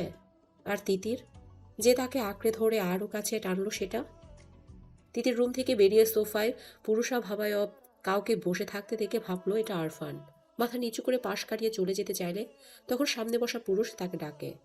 চির পরিচিত ভাইয়ের কণ্ঠ শুনে তিতির চমকে যায়। মাথা তুলে ভাইয়ের দিকে তাকিয়ে খুশিতে হাসে। মাহমুদ হাত ধরে আদরের বোনকে পাশে বসায়। বোনের চেহারার দিকে ভ্রু কুচকে তাকিয়ে বলল, কি খবর তিতির পাখির? তিতির হাসে, হেসে বলল, হ্যালো, তুমি এতদিন আসনি কেন ভাইয়া? তিতিরের লাল চোখ জোড়া মাহমুদের নজর এড়ায়নি। সে সন্ধানী চোখে তাকিয়ে বলল, এখন আসলাম। তিতির হাসে। মাহমুদ বলে, কেঁদেছিস কেন? কাঁদিনি। মাহমুদ হাত ধরে বলল, প্রেমে পড়েছিস? তিতির চমকে যায়, কথা বলার ভাষা হারায়। তানি আক্তার নাস্তার প্লেট নিয়ে দুই ভাই বোনের দিকে এগিয়ে আসে। উনি আসাতে তিতির ছাড়া পায়। আসন্ন বিপদ থেকে যেন স্বয়ং আল্লাহ তাকে বাঁচিয়ে দিল। উনি এসে মাহমুদকে খাওয়াতে ব্যস্ত হয়ে পড়ে। তিতির আস্তেই করে কেটে পড়ে। বড় মার কাছে জানতে পারে যে আরফান ভোরে ঢাকা চলে গিয়েছে। মাহমুদ এসেছে অথচ আরফান চলে গেল। দুই ভাইয়ের দেখা হলো না, তাই ওনার খারাপ লাগছে। আরফান চলে গিয়েছে এই কথাটা জানার পর থেকে তিতিরের মন খারাপের ওজন যেন আরো বেড়ে যায়। দোষ তো আরফানের একার ছিল না, দোষ তিতিরেরও ছিল। কিন্তু সে কিনা সব কথা আরফানকে দিয়ে এত পরিমাণ দোষী বানিয়ে দিল যে ছেলেটা বাড়ি থেকেই চলে গেল। তিতিরের দম বন্ধ হয়ে আসে, কান্নাটা গলায় দলে পাকিয়ে ওঠে। ঠান্ডা বুকে সবার আগে চলে সে রুমে চলে আসে। তারপর বাঁধ ভাঙে কান্নারা ছুটে চলে অবিরাম গতিতে। রাত 12টা। গ্রামের পরিবেশ। এইটুকু রাতে চারদিক নিঝুম স্তব্ধ হয়ে গেছে। মাহমুদ বিছানায় আধশোয়া হয়ে মোবাইল দেখছে। তার চোখের দৃষ্টি বারবার দরজার দিকে চলে যাচ্ছে। সে জানে মেয়েটা আসবে। কেন এমন ধারণা হচ্ছে সেটা জানা নেই, কিন্তু সেই ধারণার উপর ভিত্তি করে সে দরজা লাগায়নি, হালকা করে ভেজিয়ে রেখেছে। চোখের দৃষ্টি মোবাইলের উপর নিবদ্ধ হলেও মনের চোখ বারংবার দরজার দিকে তাকাচ্ছে। তখনই দরজা খুলে গেল। হলুদ রঙা ট্রেফিস পরে মারিয়ার রুমে প্রবেশ করে মাহমুদের দিকে এক পলক তাকিয়ে দরজা আটকে দেয়। মারিয়ার সাহস দেখে মাহমুদ অবাক হয়। এতদিনে দরজা লাগানোর সাহসও সঞ্চয় করে ফেলেছে। বাহ, উন্নতি হয়েছে তো। দরজা লাগিয়ে মারিয়া এক পাও এগিয়ে আসে না। দরজার সামনে থেকেই মাহমুদের দিকে তাকিয়ে আছে। মাহমুদ হাতের মোবাইল বিছানায় রেখে মারিয়াকে বিব্রত করতেই কিনা এক দৃষ্টিতে মারিয়ার দিকে তাকিয়ে থাকে, কিন্তু মারিয়া বিব্রত হয় না, বরং 2 কদম এগিয়ে আসে। মাহমুদ বলল, কি সমস্যা? মারিয়া আজকে এক বুক সাহস নিয়ে এসেছে। সে বলল, সেটা তো আপনি বলবেন। কি বলবো? আপনার কি সমস্যা? আমার তো কোনো সমস্যা নেই। যদি সমস্যা নাই থাকে তাহলে সবাইকে ভালো মন্দ জিজ্ঞাসা করলেন, অথচ সারাদিনে একবারও আমাকে জিজ্ঞাসা করলেন না আমি কেমন আছি। মাহমুদ মনে মনে হাসে। তোকে দেখে মনে হয় তুই খুবই ভালো আছিস, এটা আর জিজ্ঞাসা করবো কি? মারিয়া ব্যথিত হয়, কেমন গলায় বলল, আমাকে দেখে আপনার ভালো আছে বলে মনে হলো? হ্যাঁ। মারিয়া কিছুক্ষণ মাহমুদের দিকে তাকিয়ে বলল, অথচ আমি একটুও ভালো নেই। কেন? মারিয়া চুপচাপ দাঁড়িয়ে থাকে। মাহমুদ বিছানা থেকে নেমে আসে। মারিয়ার কাছাকাছি দাঁড়াতে মারিয়া বলল, আপনি সব বুঝে না বুঝার ভান করেন কেন? কারণ এই বেশি বোঝাটা ভালো কোনো কিছু বয়ে আনবে না, তাই। ভালো কিছু তো হতে পারে। পারে না। মারিয়ার চোখের করে পানি টলমল করে ওঠে। বুকে ব্যথা হয়। ফিসফিস করে বলল, মাহমুদ ভাই। মারিয়ার কথা শেষ করার আগেই তাকে থামিয়ে মাহমুদ বলল, এত রাতে আমার রুমে এসেছিস কেন? কেউ দেখলে তখন কেলেঙ্কারি হয়ে যাবে। মারিয়া হঠাৎ এক অপ্রীতিকর কাজ করে বসে হাঁটু মুড়ে মাহমুদের পা আঁকড়ে ধরে বলল, আপনি আমাকে এত অবহেলা করবেন না প্লিজ। আমার মনে হয় আমি মরে যাব। মারিয়ার কাছে মাহমুদ বিব্রত হয়। হাত দিয়ে মারিয়াকে উঠাতে চায়। মারিয়া কান্না ভেজা গলায় বলল, এত ভালোবাসা আপনার চোখে পড়ছে না? কথা দিচ্ছি আমার মতো করে দুনিয়ার আর কেউ আপনাকে ভালোবাসবে না। মাহমুদের বুকটা কেমন খা খা করে ওঠে। মারিয়ার কান্না তার একদম ভালো লাগে না। সে মারিয়াকে টেনে তুলে এই প্রথমবারের জন্য মারিয়ার চোখের পানি পরম যত্নে মুছে দেয়, আস্তে করে বলে। আবার কান্নাকাটি কেন? মারিয়া কোনো কথা বলে না। মাহমুদ খুব কাছে থেকে মারিয়াকে দেখে উপলব্ধি করে সে হারিয়ে গেছে। কবে হারিয়েছে সেটা জানা থাকলেও এইটুকু বুঝতে পারছে অনেক আগেই গোপন কুঠুরিতে এই নারী জায়গা করে নিয়েছে। সে আস্তেই করে বলল। এখন রুমে যা। মারিয়া আর বেহায়া হওয়ার সাহস করে না, চুপচাপ রুমে চলে যায়। সকালে নাস্তার টেবিলে সবাই উপস্থিত। শাহাবুদ্দিন খান মাহমুদকে ছোটবেলা থেকেই খুব আদর করে। নিজের কাঁধে করে কত হেঁটেছেন তার কোনো হিসাব নেই। মাহমুদকে কখনো ভাইয়ের ছেলে মনে করেননি। মাহমুদও তার বড় আব্বুর সব কথা খুব শোনে। দুজনের সম্পর্ক খুবই সহজ। শাহাবুদ্দিন খান বলল। পড়ালেখা তো শেষ করে নিচ্ছিস, এবার আমাদের একটু খুশি টুশি এনে দে। মাহমুদ শাহাবুদ্দিন খানের দিকে তাকিয়ে কথাটা বোঝার চেষ্টা করে। সবার মুখের মিটিমিটি হাসি দেখে বড় আব্বুর কথাটা বোধগম্য হয়। কথাটা বুঝেই মাহমুদ হেসে উঠে। ওর হাসি দেখে জয়তুন বেগম বলল। হাসলে হবে না, এবার বিয়ে করে আমাদেরও একটু হাসা। মাহমুদ পাত্তা না দিয়ে বলল। এত তাড়াতাড়ি বিয়ে করবো কেন? তানিয়া আক্তার বলল। কেন, তোর বিয়ের বয়স হয়নি? না। শাহাবুদ্দিন খান মাহমুদের দিকে পূর্ণ দৃষ্টিতে তাকিয়ে বলল। তোর কোনো পছন্দ আছে? মাহমুদের চোখের তাড়ায় মারিয়ার কান্না ভেজা মুখটা ভেসে উঠে, কিন্তু সে মাথা নেড়ে বলল। না, আমার কোনো পছন্দ নেই। তাহলে আমরা দেখব। দেখুন। শাহাবুদ্দিন খান বলল। গ্রামের আকবর আলীর নাতনিকে দেখলাম, বেশ ভালো লাগলো। আজকে বিকালেই মেয়েটাকে দেখতে যাব। মাহমুদ আস্তে করে বলল। আচ্ছা। এত সব কথাগুলো সবাই হাসি মুখে শুনলেও মারিয়ার মুখের ভাব হাসি খুশি রইল না। সে আস্তে করে উঠে গেল, চুপচাপ দরজা আটকে দিল। এত হাসি খুশির মাঝে মারিয়াকে কেউ লক্ষ্যই করল না। দুপুর গড়িয়ে সন্ধ্যা নেমে এলো। শাহাবুদ্দিন খান, মহিবুল্লাহ আর জয়তুন বেগম আকবর আলীর বাড়িতে যাওয়ার প্রস্তুতি নিচ্ছে। এর মাঝে মারিয়ার আম্মা সালমা বেগম হন্তদন্ত হয়ে ছুটে আসে, কান্না জড়িত গলায় বলে। সেই সকাল থেকে মারিয়ার রুমের দরজা আটকে আছে। দুপুর গড়িয়ে সন্ধ্যা নামলো, এখনো তো দরজা খুলছে না। এই পর্যন্ত 1000 বার ডাকা হয়ে গেছে। শাহাবুদ্দিন এত ঘাবড়ালেন না। ঘুমাচ্ছে হয়তো। মারিয়ার ঘুম খুব পাতলা, একবার ডাকলেই উঠে যায়। এবার সবাই চিন্তিত হয়। কোনো উপায় না দেখে কাঠের দরজা ভেঙে ভেতরে ঢুকে মারিয়াকে ঘুমন্ত অবস্থায় পায়। তাকে জাগানোর চেষ্টা করেও সে জাগে না। অবস্থা খারাপ দেখে মারিয়াকে হাসপাতালে নেওয়া হয়। হাসপাতালে নেওয়ার পর ডাক্তার তার চিকিৎসা করে জানায় ঘুমের ওষুধের কারণে এমন হয়েছে। এত ছোট মানুষের ঘুমের ওষুধ খাওয়ার কি দরকার, তা কারো বোধগম্য হলো না। গভীর রাতে মারিয়াকে বাসায় নিয়ে আসা হয়। শাহাবুদ্দিন খান চিন্তিত ভঙ্গিতে বসে আছে।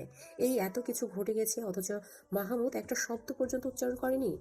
কেমন গম্ভীর হয়ে আছে। সে তার বড় আব্বুর কাছে এগিয়ে আসে, বুকে সাহস নিয়ে পাশে বসে হাত ধরে বলল। বড় আব্বু, একটা কথা বলি। বল। তোমার রাজকন্যাটা আমাকে দিয়ে দাও, আমি তাকে রানীর মতো করে রাখবো। শাহাবুদ্দিন খানের চেহারার রং বদলায়, গম্ভীর কণ্ঠে বলল। তোরা একে অপরকে ভালোবাসিস? মাহমুদ কথা বলে না, কিন্তু শাহাবুদ্দিন খান শিক্ষিত, বিচক্ষণ মানুষ। উনি যা বোঝার বুঝে নেয়। সেদিন রাতেই মাহমুদ আর মারিয়ার বিয়ের দিন ঠিক করা হয়। সবাই অবাক হলেও কোনো বিরোধিতা করেনি। তিতির খুশি হয়। তখনই হাতের মোবাইলে টুন করে মেসেজ আসে। মেসেজ খুলে তার ভ্রু কুঁচকে যায়। আরফান একটা মেয়ের গালে চুমু দিচ্ছে আর একটা ছবিতে জড়িয়ে রেখেছে। তিতিরের খুব রাগ হলো। রাগে হাতের মোবাইল হাত থেকে ফেলে ভেঙে ফেললো। হাত দিয়ে নিজের ঠোঁট পাগলের মতো ঘষে আরফানের সবটা স্পর্শ মুছতে চাইল। আগামী শুক্রবার বিয়ে। এত জলদি বিয়ে দেওয়ার কি আছে, এটাই সবার বোধগম্য হচ্ছে না। কিন্তু শাহাবুদ্দিন খানের কথার উপরে কেউ কোনো কথা বলার সাহসও পাচ্ছে না। মহিবুল্লাহ খুশি হবে নাকি বেজারাই হবেন, এটাই বুঝতে পারছেন না। মারিয়া তাদের নিজেদের মেয়ে, নিজের হাতে মানুষ করা, খুবই শান্ত মেয়ে। বউ হিসেবে এমন মেয়ে সবাই খুঁজে, কিন্তু সমস্যা অন্য জায়গায়। তানিয়া বেঁকে বসেছে। একটা মাত্র ছেলে, 1000টা মেয়ে দেখে বেছে বিয়ে করাবে তা না, হুট করেই বিয়ের সিদ্ধান্ত নিয়ে ফেলেছে। ভাইজানের উপর তার সব রাগ। ইঞ্জিনিয়ার ছেলে পেয়েছে বলে নিজের মেয়েকে সুপাত্রে দিতে এত তাড়া, কিন্তু তার স্বামী কি কিছুই বলতে পারে না? ছেলেকে জন্ম দিয়ে যদি এইটুকু অধিকার না থাকে তাহলে? তানিয়া রুমের মধ্যে রাগে ফেটে পড়ে। শাহাবুদ্দিন খানকে কিছু না বলতে পারলেও মহিবুল্লাহ খানকে ঠিকই কথা শোনালো। আমার ছেলের বিয়ে আর সিদ্ধান্ত নেওয়ার সময় আমি থাকবো না। উনি এত বড় সিদ্ধান্ত নেবে কেন? মহিবুল্লাহ বলল। বড় ভাই হয় না, এটা নিতেই পারে। আমি মানি না। কেন? আমি 10টা দেখে একটা বউ আনতাম। মারিয়া কম কিসে? তানিয়া দমে যায়। মারিয়া কোনো কিছুতেই কম না, কিন্তু ছেলেকে যাচাই বাছাই করে বিয়ে করানোর খায়েশটা যে অপূর্ণই থেকে যাবে। মাহমুদ কি রাজি? আজকালকার যুগে ছেলে মেয়ের অমতে এসব মাতব্বরি করা ভালো না। মাহমুদের সামনেই তো সব জানানো হলো, কই সে তো আপত্তি করেনি। হয়তো ওনার ভয়ে কিছু বলেনি। বাবা মায়ের রুম থেকে উচ্চ কণ্ঠ শুনে মাহমুদ সেদিকে যায়। দরজা গলিয়ে মাথা ঢুকিয়ে হেসে বলল, আসবো আম্মা? হঠাৎ ছেলেকে দেখে দুজনেই বিব্রত বোধ করে। মাহমুদ রুমে ঢুকে আয়েশ করে বিছানায় বসে বলল। হ্যাঁ, এবার বলো। তানিয়া ছেলের কাছে গিয়ে বলল, তুই রাজি? মাহমুদ মায়ের দিকে তাকিয়ে কিছু ভাবলো, তারপর হেসে বলল। আমি রাজি না হলে কি বিয়ে ঠিক হতো? মহিবুল্লাহ খান ভ্রু কুচকে বলল। তার মানে? তানিয়া অবাক হয়ে বলল, তুই রাজি? মাহমুদ তার মতো করে তার আব্বা আম্মাকে বোঝানোর চেষ্টা করে। আমি রাজি না হলে কি বিয়ে ঠিক হতো? মারিয়াকে আমার খুব ভালো লাগে। তোমরা যেটা কখনো বুঝতে পারোনি সেটা বড় আব্বু বুঝেছে। আর আমি চাই না তোমরা দুইজনে এটা নিয়ে আর ঝগড়া করো। রুমের বাইরে থেকে সব স্পষ্ট শোনা যায়, সবাই খারাপ ভাবছে। মাহমুদ চলে যায়। তারপর থেকে মহিবুল্লাহ আর তানিয়া ব্যস্ত হাতে বিয়ের শপিং করে। সব আয়োজনে যেন কমতি না হয় সে খেয়াল রাখে। ছেলে যেহেতু পছন্দ করে তাহলে আর না করে লাভ কি? ভাইয়ের বিয়েতে তিতিরের খুশির অন্ত নেই, তাও কার সাথে? তার একমাত্র চাচাতো বোনের সাথে। বিয়ের বাকি মাত্র 2 দিন। এই 2 দিনে তিতির নিজেকে খুব ব্যস্ত রেখেছে, কিন্তু বেহায়া মন অসভ্য পুরুষের জন্য আনচান করে উঠেছে। সে শতভাগ শিওর যে আরফানের দেয়া ছবিটা এডিট করা। আজকালকার যুগে এসে এইটুকু বোঝার ক্ষমতা তিতিরের আছে, কিন্তু তাকে এসব পাঠানোর মানে কি? কি বোঝাতে চায় বলদটা? সে যে অভিমান করে আছে তা কি বুঝে না? মেয়েরা অভিমান করলে কি করতে হয় জানে না নাকি? ডাক্তার হচ্ছে, প্রচুর ডাক্তার হচ্ছে, মেয়েদের মনই বুঝে না সে নাকি আবার অপারেশন করবে। তিতিরের ভাবনার মাঝে পানি ঢেলে নিনিয়া তার রুমে আসে। তিতিরের পাশে বসে বলল, এরপর তো তোমার পালা আপু, কেমন লাগছে? তিতির নিনিয়ার মাথায় থাপ্পড় দিয়ে বলল, পাকনা কথা বলবি না। পাকনা কথা কই বললাম? তাছাড়া তোমার আর কি লাগবে? বিয়ে তো আর দূরে হবে না, বিয়ে এ বাড়িতেই তো হবে। নিনিয়ার কথায় তিতির ভ্রু কুচকে বলল, কি? নিনিয়া যেভাবে ছুটে এসেছিল আবার সেভাবেই ছুটে চলে যায়। তিতির ভাবে নিনিয়া কি তার আর আরফানের কথা জানতে পেরেছে? না পারলে এইসব বলবে কেন? তিতির চিন্তিত হয়। আরফান আর তার ব্যাপারটা কারোর জানার কথা না। কালকে বিয়ে, আরফান মারিয়ার বড় ভাই, সেই হিসেবে তার সবার আগে থাকার কথা, কিন্তু জরুরি ক্লাসের জন্য যেতে পারেনি। এমন হুট করেই বা কেন মারিয়ার বিয়ে ঠিক করা হলো সেটাও বুঝে আসে না। পাত্র কে? পাত্র তারই ভাই মাহমুদ। আরফানের কাছে সবটা ব্যাপার কেমন লাগে, কিন্তু মাহমুদ পাত্র হিসেবে যথেষ্ট ভালো। এই দিকটা দিয়ে অবশ্য ভালো হয়েছে। আর খারাপ দিকটা হচ্ছে তিতিরের সাথে কথা হচ্ছে না, তার স্বস্তি লাগছে না। সেদিন রাগের মাথায় ভুলভাল ছবি পাঠালেও পরে মনে হয়েছে কাজটা ঠিক হয়নি। বাচ্চাদের উপর রাগ করতে হয় না, বাচ্চাদের বোঝাতে হয় আদর করে। আদরের প্রসঙ্গ আসতেই তার হাত গালে চলে যায়। বাচ্চাটাকে আদর করতে গিয়ে থাপ্পড় খেয়েছে। কই, তিতির তো একবারও ফোন করে সরি বলল না। আবারও তার মাঝে অভিমানের দেয়াল টই টই করে বেড়ে যায়। বাড়ি এসে পুরোদমে কাজে লেগে পড়ে। ভুল করেও তিতির দিকে তাকায় না, কিন্তু কতক্ষণ না তাকিয়ে থাকা যায়? তিতির আশেপাশে থাকলে তার চোখ যেন চুম্বকের মতো টেনে ধরে। এই যে কালো ট্রিফিস পরে কেমন হেঁটে যাচ্ছে, তাকে দেখেও যেন দেখছে না। আরফান ফুস করে শ্বাস ফেলে তিতিরের যাওয়ার পানে তাকিয়ে থাকে। মনে মনে বলে, তোর খবর আছে তিতির? ছোটবেলা থেকেই লেখাপড়া ভালো লাগতো না আরশের, তাই তো ম্যাট্রিক পাশ করার পরে সিঙ্গাপুর চলে যায়। এই তো এবছর প্রবাস জীবনের 5 বছরে পা দিল। বাড়িতে বিয়ের উৎসব, তাই এবার তাকে আসতেই হলো। তাছাড়া মাহমুদ তার ছোট হলেও তার আগে বিয়ে করে ফেলছে, এই লজ্জাজনক কথা ঢাকতে হলেও তাকে এবার দেশমুখ হতেই হলো। সকালে বাড়িতে এসে পৌঁছেছে। বিয়ের বাড়ি বেশ ঝাঁকানাকা করেই সাজানো, দেখেই বিয়ে বিয়ে ফিল হচ্ছে। কালকে বিয়ে আর আজকে সে এলো। তার আশা নিয়েও বাড়িতে একটা হইচই বেঁধে গেছে। বাড়ির সবকিছুই আরশের ঠিক লাগলো না, শুধুমাত্র তিতিরকে। এত বড় হয়ে গেছে আর দেখতেও একদম পরীর মতো সুন্দর।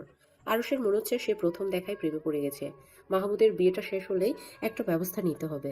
সে কখনোই ভাবেনি বাড়ি এসে এমন একটা পরীর দেখা পাবে। বাড়িতে বিয়ের আমেজ লেগেছে ঠিক আছে, কিন্তু ঠিক নেই মারিয়া। সেদিন রাগের বসে ঘুমের ওষুধ খেলেও তাকে কেউ কোনো প্রশ্ন করেনি, বরং প্রশ্নের বদলে শুনতে পেয়েছে বিয়ের সংবাদ। খুশি হবে নাকি কি করবে সে বুঝে উঠতে পারেনি। বিয়ে ঠিক হওয়ার পরে মারিয়া মাহমুদের সাথে কথা বলার চেষ্টা করেছে, কিন্তু প্রতিবারই তার সাথে মাহমুদ টু শব্দটি পর্যন্ত উচ্চারণ করেনি। মারিয়া বুঝতে পারছে না এই মুহূর্তে তার কি করা দরকার। হলুদের অনুষ্ঠানে তিতির মনের সবটা রং দিয়ে সাজলো। বারবার আরফানের সামনে দিয়ে হেঁটে হেঁটে গেল। আরফানকে দেখিয়ে আরশের সাথে বসে গল্প করলো, আর এটাও লক্ষ্য করলো যে আরশ তার দিকে কেমন ড্যাব ড্যাব করে তাকিয়ে থাকে। চোখে মুগ্ধতার ছোঁয়া স্পষ্ট ফুটে উঠেছে। ছেলেদের এমন চোখের দৃষ্টি তিতিরের কেমন লাগে, কিন্তু আরফানকে হিংসাত্মক বানানোর জন্য সে আরশের সাথে অনেকক্ষণ ধরে গল্প করে হাসে। আরফানের মুখের আদল গম্ভীর, শক্ত হয়, চোখের দৃষ্টি হয় কঠিন, না চাইতেও ফোঁস ফোঁস করে নিঃশ্বাস ছাড়ে।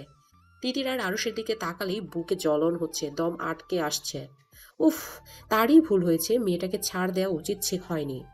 থাপ্পড় দিক না হয় মেরে ফেলুক, তাও এই পাখিকে ঝাপটে ধরে রাখা উচিত ছিল। গভীর রাত, ঘড়ির কাঁটা ৩টা ছুঁই ছুঁই। বাড়িতে মেহমানি ভরপুর। তিতির মারিয়ার সাথে ঘুমানোর জন্য এসেছে, কিন্তু কিছুতেই ঘুম আসছে না। তার মনে হচ্ছে আরফান তাকে ডাকছে। সে উঠে বসে, ঘুমন্ত মারিয়ার দিকে তাকিয়ে আস্তেই করে রুম থেকে বেরিয়ে যায়। রুম থেকে বেরিয়েই তিতির স্তব্ধ হয়ে যায়। আরফান রুমের সামনে দাঁড়িয়ে আছে, যেন তারই অপেক্ষায় ছিল। তিতির বের হওয়ার পরে কোনো কথা বলার সুযোগ না দিয়ে পাঁচ কোলা করে নেয়, তারপর দ্রুত পা ফেলে ছাদে চলে যায়। তিতির পুরোটা সময় নিঃশ্বাস বন্ধ করেছিল, কেউ দেখে ফেলে কিনা ভয়ে বুকটা ছটফট করছিল। আরফানের গলায় তার হাত দিয়ে আঁকড়ে ধরে রেখেছিল। ছাদে গিয়ে আরফান তিতিরকে নামায়, জোরে কয়েকবার নিঃশ্বাস ফেলে রাগী চোখে তাকিয়ে থাকে। তিতির চুপচাপ তাকিয়ে আছে। আরফান তিতিরের উপর হেলে পড়ে, চেপে ধরে তিতিরের ছোট শরীর। তিতির কেঁপে ওঠে, কিন্তু এমন কিছুর জন্য যেন সে আগেই প্রস্তুত ছিল। ফিসফিস করে বলল, কেউ আসবে? আরফান তিতিরের মতোই ফিসফিস করে বলল, আসবে না। সরুন। আরফান গো ধরে বলল, না। তিতির চুপচাপ আরফানের দিকে তাকিয়ে আছে। কেউ কাউকে না বললেও দুজনেই জানে দুজনের মনের কথা। আরফানকে এত কাছে থেকে দেখে বুকটা কেমন করছে, গায়ের মিষ্টি ঘ্রাণে নেশা ধরে যাচ্ছে। তিতির বিভোর হয়ে তাকিয়ে থাকে। আরফান তিতিরের হাতের আঙুলের ভাঁজে নিজের হাত ছুঁয়ে বলল, আরশ ভাইয়ের এত কাছে কেন গেলে? ভাইয়া না, এমনি গল্প করলাম। আরফান তিতিরের গালে ছোট চুমু দিয়ে বলল। তুই কোনো ছেলে কাছে গেলে আমার একদম ভালো লাগে না। তিতির কেঁপে উঠে চোখ বন্ধ করে বলল, আর যাবো না। আপনি কেন অন্য মেয়ের সাথে ছবি তুললেন, তাও এত খারাপ ভাবে? এডিট ছিল গাধি। আমি বুঝেছি। আমার পক্ষে তো, তাই সব বুঝে। তিতির আর আরফান একে অপরের দিকে বিভোর হয়ে তাকিয়ে থাকে। তিতির আরফানের গালে হাত ছুঁয়ে আস্তে করে বলল, সেদিনের জন্য সরি, আমার ভুল হয়েছিল। আরফান হাসে, তারপর ফিসফিস করে বলল, ভালোবাসি তিতির পাখি, তোর মনে একটা জায়গা দিবে? আমি তোকে এনে খুবই কষ্টে থাকি, মরে যাওয়ার প্রয়াস হয়, আমি আরো বেশি দিন বাঁচিয়ে দিবে। তিতির উত্তরে শক্ত করে আরফানকে জড়িয়ে ধরে ফিসফিস করে বলল, খুব ভালোবাসে। আরফান তিতিরের ভালোবাসায় সাড়া দেয়। আজকের ভালোবাসা দুষ্টু মিষ্টি ছোঁয়া দুজনেই সম্মতিতে হয়। ভালোবাসা গভীর হয়, দুজনের শ্বাস ঘন হয়ে মিলেমিশে একাকার হয়ে যায়। তিতির আদরে ভঙ্গিতে উঠে শক্ত করে আঁকড়ে ধরে আরফানের হাতের বাহু। আরফান হাসে, ফিসফিস করে বলল, এইটুকু আদরে এমন বেহাল দশা, তাহলে পরে কি হবে? তিতির হাসে, সেই হাসিতে মিশেছিল একরাশ লজ্জা। সে আরফানের বুকে মুখ লুকায়। আকাশে থালার মতো গোল চাঁদটা দুজনের ভালোবাসা দেখে হাসে। ইস, এভাবেই যদি পূর্ণতা পেত তারা, সারা জীবন যদি এভাবেই আঁকলে রাখা যেত তার তিতিরকে। খুব ধুমধামে আনন্দের সাথে বাড়ির প্রথম বিয়ে অনুষ্ঠিত হলো। প্রথমে সবার মনে একটু নাখোশ থাকলেও পরবর্তীতে মাহমুদের মনের কথা সবাই জানলে সবাই বেশ খুশিই হয়। সানন্দে শাহাবুদ্দিন খানের কথা মেনে নেয়। বাড়ির মেয়ে বাড়িতেই থাকলো ছেলের বউ হিসেবে, বাড়ির শান্ত মেয়েটাকেই আনলো। এর চেয়ে আনন্দের আর কি হতে পারে? আপন বোন আর চাচাতো ভাই দুজনের বিয়েতে কোনো কিছুর কমতি রাখতে রাজি না আরফান। মারিয়াকে পরীর মতো করে সাজানো হয়েছে। মারিয়াকে গম্ভীর মুখ মাহমুদের সাথে বসিয়ে ছবি তোলা হয়। মারিয়া কাচুমাচু করে মাহমুদের দিকে তাকায়। বর বেশে মাহমুদকে দেখার তীব্র ইচ্ছা দমিয়ে রাখতে পারেনি। সে তাকানোতে মাহমুদ তার দিকে রাগী চোখে গম্ভীর দৃষ্টি নিয়ে দেখে। মাহমুদের এমন দৃষ্টি দেখে মারিয়া ভড়কে যায়। সোজা তাকিয়ে ভাবে, মাহমুদ এভাবে তাকাচ্ছে কেন? সে তো এখন তার স্ত্রী, তাহলে এভাবে তাকাবে কেন? একটু নরম করে আদর মাখা চোখে তো তাকাতেই পারতো, তাই না? নাকি মাহমুদ তাকে বিয়ে করে সুখী না? হাজারো চিন্তায় জর্জরিত হয়ে মারিয়ার মন খারাপ হয়ে যায়। মুহূর্তে মুখের রং বদলে যায়। আরফান ছবি তুলছিল, সদ্যবিবাহিত স্বামী স্ত্রীর এমন গম্ভীর রূপ দেখে বলল, দুজন একটু হাস, মুখটা এমন করে রেখেছিস কেন? আরফানের কথায় দুজনেই হাসার চেষ্টা করে। তিতির পাশ থেকে বলল, ভাইয়া একটু কাছে যাও, এত দূরে বসছো কেন? খুব রাগ হয়, চোখ পাকিয়ে বোনের দিকে তাকায়। ঠিক আছে, কিন্তু এত মানুষের মাঝে কিছু না বলে বাধ্য ছেলের মতো কাছে যায়। রোমান্টিক ভঙ্গিমায় কয়েকটা ছবি তুলে আবার আগের অবস্থানে বসে পড়ে। একটু সময়ের জন্য মাহমুদ যখন কাছে এসেছিল, তখন মারিয়ার বুকটা ধুকপুক করে জানান দিচ্ছিল মাহমুদ তার স্বামী, তার একান্ত ব্যক্তিগত পুরুষ। এই পুরুষটা কাগজে কলমে তার নামে লেখা হয়ে গেছে, এখন অন্তরে লেখা বাকি। মাহমুদের অন্তরে মারিয়া আছে কিনা নেই তা সে জানে না, অবশ্য আস্তে আস্তে জেনে নিবে। তার দৃঢ় বিশ্বাস সে মাহমুদের ভালোবাসা জয় করে নেবেই। মারিয়া আবার এটাও ভাবে যে মাহমুদ রাজি না হলে কি আর বিয়ে হতো। সব প্রশ্নের উত্তর রাতেই মিলবে। দিদি রাজকে লুকিয়ে বেড়াচ্ছে। এতদিনের চেনা চাচাতো ভাইকে নিজের সঙ্গী হিসেবে ভাবতেই লজ্জায় গাল ভারী হচ্ছে, না চাইতেই মুখে লাজুক হাসি চলে আসছে। আরফানের মুখোমুখি হলেই রাতের টুকরো ভালোবাসার মুহূর্ত সিনেমার পর্দার মতো চোখের সামনে ভেসে উঠছে। এত করে লজ্জারাঙা মুখের লাল আভার পরিমাণ যেন তরতর করে বাড়ছে। আরফানও কম দুষ্টু না, সে তিতিরকে দেখলেই চোখ মারছে, দুষ্টুমি মাখা চোখে বারবার তার দিকে তাকাচ্ছে। তিতির নিজেকে যথাসম্ভব সংযত রাখছে। তার কেন যেন মনে হচ্ছে তার মনের কথা বাড়ির সবাই জেনে যাবে। রাত 11টা, বাসর ঘর সাজানো হয়েছে। সাদা ফুলের মাঝে লাল বেনারসি পরে মারিয়া জড়সড় হয়ে বসে আছে। মাহমুদকে পাওয়ার তীব্র ইচ্ছা ছিল, আর সেটা যে এত সহজে পেয়ে যাবে তা সে কখনো ভাবেনি। ভালোই ভালোই বিয়েটা হয়ে তো গেল, কিন্তু এখন তার নার্ভাস লাগছে, ভয়ে গলা শুকিয়ে আসছে। মারিয়া চুপচাপ বসে আছে, মাহমুদের জন্য অধীর অপেক্ষায় বসে আছে। তার অপেক্ষার প্রহর যেন শেষ হচ্ছে না। এভাবে বসে থাকতে থাকতে ছোট মনে উকি দেয় হাজারো স্বপ্ন। লাজে লাল হয়ে সে হাসে, কিন্তু মাহমুদ আসে না। মাহমুদের জন্য অপেক্ষা করতে করতে তার মন খারাপ হয়। নতুন বউকে এতক্ষণ বসিয়ে রাখার কোনো মানে আছে? রাত 1টা বাজে, মাহমুদ ঘরে আসে। কাঠের ভারী পাল্লা লাগানোর শব্দে মারিয়া দরজার দিকে তাকায়। মাহমুদ চকিত নয়নে একবার মারিয়ার দিকে তাকিয়ে আবার চোখ ফিরিয়ে হ্যাঙ্গার থেকে কাপড় নিয়ে বাথরুমে কাপড় পাল্টাতে চলে যায়। মারিয়া আশায় ছিল মাহমুদ আসলে সে লাজুক হয়ে তাকে সালাম দেবে, মাহমুদ কথা বলবে, আরো কত কি। কিন্তু এই পুরুষ যে পরি তুললো এমন বউকে অবহেলা করে বাথরুমে চলে গেল। কিছুক্ষণ পরে মাহমুদ বেরিয়ে আসে, মারিয়াকে তার দিকে তাকিয়ে থাকতে দেখে বলল, কাপড় চোপড় পাল্টে শুয়ে পড়ো, অনেক রাত হয়েছে। এই কথাটা বলতে বলতে মাহমুদ বিছানার ফুল সরিয়ে আস্তে করে পাশ ফিরে শুয়ে পড়ে। মাহমুদের কাজে মারিয়া স্তব্ধ হয়ে যায়, ঠোঁট কেঁপে ওঠে, চোখের কোল বেয়ে গড়িয়ে পড়ে পানির ধারা। মাহমুদের এই অবহেলা সে সহ্য করতে পারে না, বুকে অসামান্য ব্যথা অনুভূত হয়। নিশ্চুপ কান্নায় নিঃশ্বাস বন্ধ হয়ে আসে। বাসর রাত নিয়ে সবারই কত স্বপ্ন থাকে, মারিয়ারও ছিল। মাহমুদকে নিয়ে নতুন জীবনে পা দেওয়ার ইচ্ছেটা কত রঙিন ছিল, কিন্তু মাহমুদ এমন করছে কেন? মারিয়া কান্না ভেজা চোখে মাহমুদের দিকে তাকিয়ে আছে। তার এখনো মনে হচ্ছে মাহমুদ উঠে বসে হেসে বলবে, আর তাকে জড়িয়ে ধরে বলবে, মজা করেছি। কিন্তু না, ঘড়ির কাঁটা টিক টিক করে বয়ে যাচ্ছে, মাহমুদ আর উঠে না। মারিয়া ফুফিয়ে ফুফিয়ে কাঁদে, নিজের অপরাধ কোথায় তা বুঝতে পারে না। ছোট মেয়ে কাঁদতে কাঁদতে বিয়ের ভারী কাপড় পাল্টানোর কথা ভুলে খাটের এক পাশে জড়সড় হয়ে ঘুমিয়ে পড়ে। কান্নার ফোফানোর শব্দ বন্ধ হওয়ার পরে মাহমুদ উঠে বসে, গভীর চোখে অপলক তাকিয়ে থাকে লাল টুকটুকে বউটার দিকে। এতক্ষণ সে সজাগ ছিল, মারিয়ার প্রতিটা কান্নার শব্দ তার কর্ণগোচর হয়েছে। ঘুমন্ত বউটার দিকে তাকিয়ে সস্থির নিঃশ্বাস ফেলল। নিজের একটু কষ্ট হলেও মারিয়ার এ শাস্তিটা পাওয়া প্রাপ্য। হাত বাড়িয়ে মারিয়ার কান্না ভেজা ফিকাশে গাল ছুঁয়ে দেয়। খুব ভোরে মারিয়ার ঘুম ভেঙে যায়। পাশে ঘুমন্ত মাহমুদকে দেখে নতুন জীবনে পদার্পণের কথা মনে পড়ে। মাহমুদকে সারা জীবনের জন্য নিজের করে পেয়েছে বলে খুশি লাগছে, আবার তাকে এমন প্রত্যাখ্যান করেছে বলে কষ্টও লাগছে।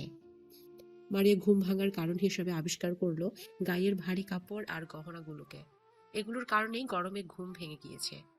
নতুন বউ হিসেবে আজকে তার নতুন শাড়ি পরার কথা, সে অনুযায়ী মারিয়া নতুন কাপড় হাতে নিয়ে বাথরুমে চলে যায়। হালকা গোলাপি শাড়ি পরে বাথরুম থেকে বেরিয়ে মারিয়া হতভম্ব হয়ে যায়, কারণ ততক্ষণে মাহমুদ কাপড় পরে রেডি। মাহমুদের প্রস্তুতির জোগাড় দেখে বুঝতে পারে মাহমুদ ঢাকা চলে যাচ্ছে। মাহমুদ মারিয়ার দিকে এক পলক তাকিয়ে বেরিয়ে যায়। মাহমুদের এমন কাজে মারিয়া চুপচাপ দাঁড়িয়ে কেঁদে ফেলে। মাহমুদ তো এত নিষ্ঠুর ছিল না, তাহলে হঠাৎ এমন নিষ্ঠুর আচরণ করছে কেন? 15 দিন পরে সুফিয়া খানম সবার সাথে আলোচনায় বসে। আম্মা, আরশের তো একটা ব্যবস্থা করা দরকার। জৈতুন বেগম বলল। হ্যাঁ, তা তো করাই লাগবে। শাহাবুদ্দিন খান বলল। এক কাজ করি, মাহমুদের জন্য যে আকবর আলীর নাতনির কথা বলেছিলাম তা তো আর দেখা হলো না, কিন্তু আরশের জন্য দেখতে তো ক্ষতি নেই। জৈতুন বেগম হাত নাড়িয়ে ছেলেকে থামিয়ে দেয়, মুখের পান আয়েশ করে চিবিয়ে বলল, এত মেয়ে দেখা দেখেন কি আছে? আমাদের ঘরে যখন এত সুন্দর পরি আছে তখন বাইরে যাব কি দরকার? জয়তুন বেগমের কথায় সবাই চমকে যায়। উনি যে তিতিরের কথা বলেছে এটা কারো বোঝার বাকি নেই। তিতিরের মা প্রতিবাদ করে বলল, আম্মা, তিতির তো অনেক ছোট, এসব বলবেন না। বউয়ের কথায় জয়তুন বেগম বলল।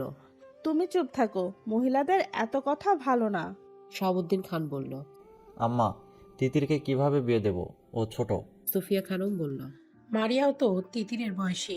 মাশাল্লাহ, কি সুন্দর বিবাহিত জীবন। মহিবুল্লাহ খান বলল।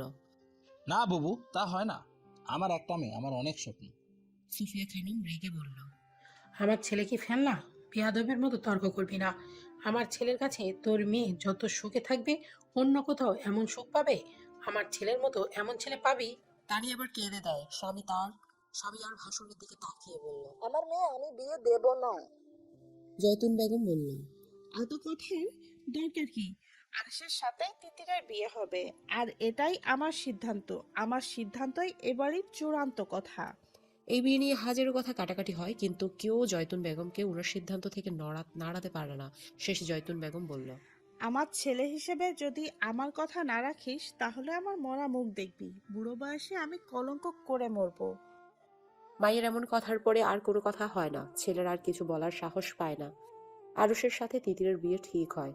কলেজ থেকে বাড়ি এসে এসব শুনে তিতির গলা ছেড়ে কাঁদে। দেয়ালের সাথে কপাল আঘাত করে কপাল ফুলিয়ে রক্তাক্ত করে ফেলে। চিল্লিয়ে চিল্লিয়ে বলে, আম্মা, আমি কিন্তু বিয়ে করব না। এই বুড়িকে বিয়ে দাও। আমাকে কেউ বিয়ের কথা বলে আমি বিষ খেয়ে নিব। মেয়ের মুখে এমন কথা শুনে মহিবুল্লাহ খান এগিয়ে আসে। উনার আম্মাকে উনি অনেক মান্যগণ্য করেন। মেয়ের গালে থাপ্পড় দিয়ে বলল। এত কথা বলছিস কেন? বিয়ে ঠিক হয়েছে, বিয়ে হবে, এত কথা বলবি না। তিতির রুমে গিয়ে আরফানকে ফোন দেয়, কিন্তু ফোন বন্ধ ফোনের দিকে তাকিয়ে তিতির কেঁদে দেয়। তিতির সিদ্ধান্ত নেয় সে আরফানের কথা সবাইকে বলে দিবে। চুপ থেকে প্রিয়জনকে হারানোর কোনো মানে হয় না। শেষবারের মতো সে আরফানের নম্বরে ফোন দেয়। এবার ফোন রিসিভ হয়। ওপাশ থেকে আদুরে কণ্ঠ ভেসে আসে। আরফানের আদুরে কথায় তিতিরের কান্নারা দল বেঁধে ছুটে যায়। কেঁদে কেঁদে বলল। আমাকে তো বিয়ে দিয়ে দিচ্ছে। আরফান হেসে বলল। বাচ্চা মেয়েকে বিয়ে করবে কে? আরফানের দুষ্টুমি তিতিরের বিরক্ত লাগে। সে কান্না কান্না গলায় রেগে বলল। সত্যি আপনার বিশ্বাস হচ্ছে না? আরফান এবার চিন্তিত হয়। তিতিরের কান্না ভেজা গলার স্বর কানে লেগেছে। কপালের চামড়া কুঁচকে আসে। কি হচ্ছে তিতির, কাঁদছো কেন? দাদি আমার বিয়ে ঠিক করে ফেলেছে। আরফানের শ্বাস যেন বন্ধ হয়ে আসে। বিয়ে ঠিক করে ফেলেছে মানে কি? কার সাথে? আরুষ ভাইয়ার সাথে। আরফান রাগে কিরমির করে ওঠে। প্রথম দিন থেকেই আরশের দৃষ্টি অন্যরকম ছিল। একটা ছেলে আরেকটা ছেলের চোখের দৃষ্টি বোঝার ক্ষমতা আছে। আরফানও আরশের চোখের ভাষা বুঝতে পেরেছে, কিন্তু ভাবেনি ব্যাপারটা এত দূর এগোবে। তার ইচ্ছে করছে আরশের গালে ঠা দিয়ে একটা থাপ্পড় দিতে। বেয়াদব লোক। আরফানকে চুপ করে থাকতে দেখে তিতির বলল। আপনি কিছু বলুন, আমি কি করব? আপনাকে ছাড়া আর কাউকে বিয়ে করব না। আরফান ভরা গলায় তিতিরকে আশ্বাস দিয়ে বলল। আর কাউকে বিয়ে করবে কেন? তুমি তো আমাকে বিয়ে করবে, আমার বউ হবে। তিতির ফুফিয়ে ফুফিয়ে কেঁদে উঠল। কেউ মানবে না। তারপর আরফানকে বাড়ির পুরো ঘটনা বিস্তারিত জানায়। সব শুনে আরফান বলল। আমি সব ঠিক করে নেব, তুমি তো ঘাবড়ে যাও না। আমার ভয় হয় আপনাকে নিয়ে হারিয়ে ফেলি। তোর পাগল, আমি তোমার আছি, তোমারই থাকবো, একটু হারাবো না। তিতির আহ্লাদি গলায় বলল। ভীষণ ভালোবাসি। আরফান তার তিতিরের আহ্লাদি কথায় আশকারা দেয়। নরম গলায় বলল। আমি তো জানি আমার তিতির সোনা আমাকে কত ভালোবাসে। আমিও তিতিরকে ভীষণ ভালোবাসি। সে কি জানে? আরফানের উপর তিতিরের ভীষণ বিশ্বাস। সে জানে আরফান থাকতে কোনো বিপদ তাকে ছুঁতে পারবে না। আরফানের এই কথাগুলো তাকে অনেক সুখ দেয়। সে সুখী গলায় বলল। জানে, খুব ভালো করেই জানে। জানলে বিশ্বাস রেখো, তুমি আমার এই কথাটা মনে রেখো। তিতির ভীষণ লক্ষ্মী মেয়ের মতো বলল। আচ্ছা। আরফান ফোন রেখে ছোট একটা ব্যাগে প্রয়োজনীয় জিনিসপত্র নিয়ে বাড়ির উদ্দেশ্যে বেরিয়ে যায়। তার দাদি জয়তুন বেগমকে সে হাড়ে হাড়ে চিনে। একবার যেহেতু সবাইকে রাজি করিয়ে ছেড়েছে, সুতরাং বিয়ে না করানো পর্যন্ত শান্ত হবে না। শাহাবুদ্দিন খান চুপচাপ বসে আছেন। চোখের দৃষ্টি বেশ গম্ভীর। যে কেউ দেখলে বুঝতে পারবে যে উনি গভীর কোনো চিন্তায় মগ্ন। সালমা রাতের কাজকর্ম সেরে রুমে এসেছে অনেকক্ষণ, কিন্তু স্বামীর কোনো সারা শব্দ পাচ্ছে না। তার সাথে এই পর্যন্ত কোনো কথা বলেনি। সালমা এগিয়ে যায়, কাঁধে হাত রেখে বলল। কি ভাবেন? শাহাবুদ্দিন খান বলল। আম্মা, হঠাৎ তিতিরকে কেন আরশের বউ বানাতে যাচ্ছে? সালমা বেগম এই ব্যাপারটা নিয়ে নিজেও ভেবেছেন, কিন্তু শাশুড়ির উপর কথা বলার সাহস কারণ নেই। তার শ্বশুর ইহলোক ত্যাগ করার পরে সবাই তাদের আম্মাকে প্রাণ ভরে মানে। মায়ের উপর কথা বলে না, উনি যা বলে সে কথায় চূড়ান্ত সিদ্ধান্ত হিসেবে গণ্য করা হয়। শাহাবুদ্দিন বলল। তিতিরের কান্নার শব্দ শুনেছ? সালমা মাথার চুল বেনি করতে করতে বলল। হ্যাঁ, সারাদিন কান্নাকাটি করেছে, দেয়ালে মাথা ঠুকে কপাল ফুলিয়ে ফেলেছে। মহিবুল্লাহর তো মা রইলই। আরশ তো দেখতে শুনতে ভালোই, কিন্তু তিতির এমন পাগলামি করছে কেন? ওর কি কোনো পছন্দ আছে নাকি? সালমা কিছুক্ষণ ভেবে বলল। বাচ্চা মেয়ে, ওর কি পছন্দ থাকবে? তাছাড়া এমন কোনো ভাব ভঙ্গিমা তো দেখিনি। আমাদের মারিয়াও কিন্তু বাচ্চাই ছিল, শান্ত ছিল, কোনো ভাব ভঙ্গিমা ছাড়াই মাহমুদকে ভালোবেসেছে। আমরা কি তার টের পেয়েছি? সালমা কথাটা ভাবলেন, কথাটা সত্যি। মেয়েদের উপর দেখে কখনো তাকে যাচাই করতে নেই। মহিবুল্লাহ বিছানায় সোজা হয়ে শুয়ে আছে, তানিয়া পাশে বসে বলল। শুনেন, বিয়েটা কি হওয়াই লাগবে? মহিবুল্লাহ গভীর কণ্ঠে বলল। হ্যাঁ। তিথির রাজি না। ওর রাজি ও রাজিতে কিছু আসা যায় না। আজকাল মেয়েদের সিদ্ধান্ত ছাড়া বিয়ে দেয়া ভালো না, পরে সংসারে অশান্তি হয়। শোনো, আম্মা যেহেতু বলেছে তাহলে তিতিরের জন্য আরশই ঠিক। আমার মায়ের কোনো সিদ্ধান্ত ভুল হতেই পারে না। আপনার কোনো কথা নেই। না, আমি ওই সিদ্ধান্তকে সমর্থন করছি। তানিয়া দীর্ঘশ্বাস ফেলে চুপ করে থাকে। তিতির এই বিয়েতে রাজি না। উনিও আরশকে একমাত্র মেয়ের জামাই করতে চান না, কিন্তু না চাইতেও করতে হবে। উনি যে নিরুপায়। রাত 2টার দিকে তিতিরের মনে হলো তার রুমে কেউ আছে। ড্রিম লাইটের আলোয় সে দেখতে পায় এক মানব এক দৃষ্টিতে তার দিকে তাকিয়ে আছে। এত রাতে তার রুমে কে আসতে পারে তা ভেবেই তিতিরের গলা শুকিয়ে যায়। মনে মনে ভাবে এটা বুঝি আরশ। আরশকে ভেবেই তিতির চিৎকার করার প্রস্তুতি নেয়। মানুষটা বুঝি তিতিরের মনের কথা স্পষ্ট শুনতে পেল, তাই তো তখনই আলতো করে তিতিরের গাল ছুঁয়ে দেয়। তিতির চমকে ওঠে। অসময়ে প্রিয় মানুষ পেয়ে অবিশ্বাস্য চোখে অসময়ে প্রিয় স্পর্শ পেয়ে অবিশ্বাস্য চোখে তাকিয়ে থাকে। চোখ থেকে ঘুম ঘুম ভাব ছুটে পরিচিত প্রিয় পারফিউমের গন্ধে।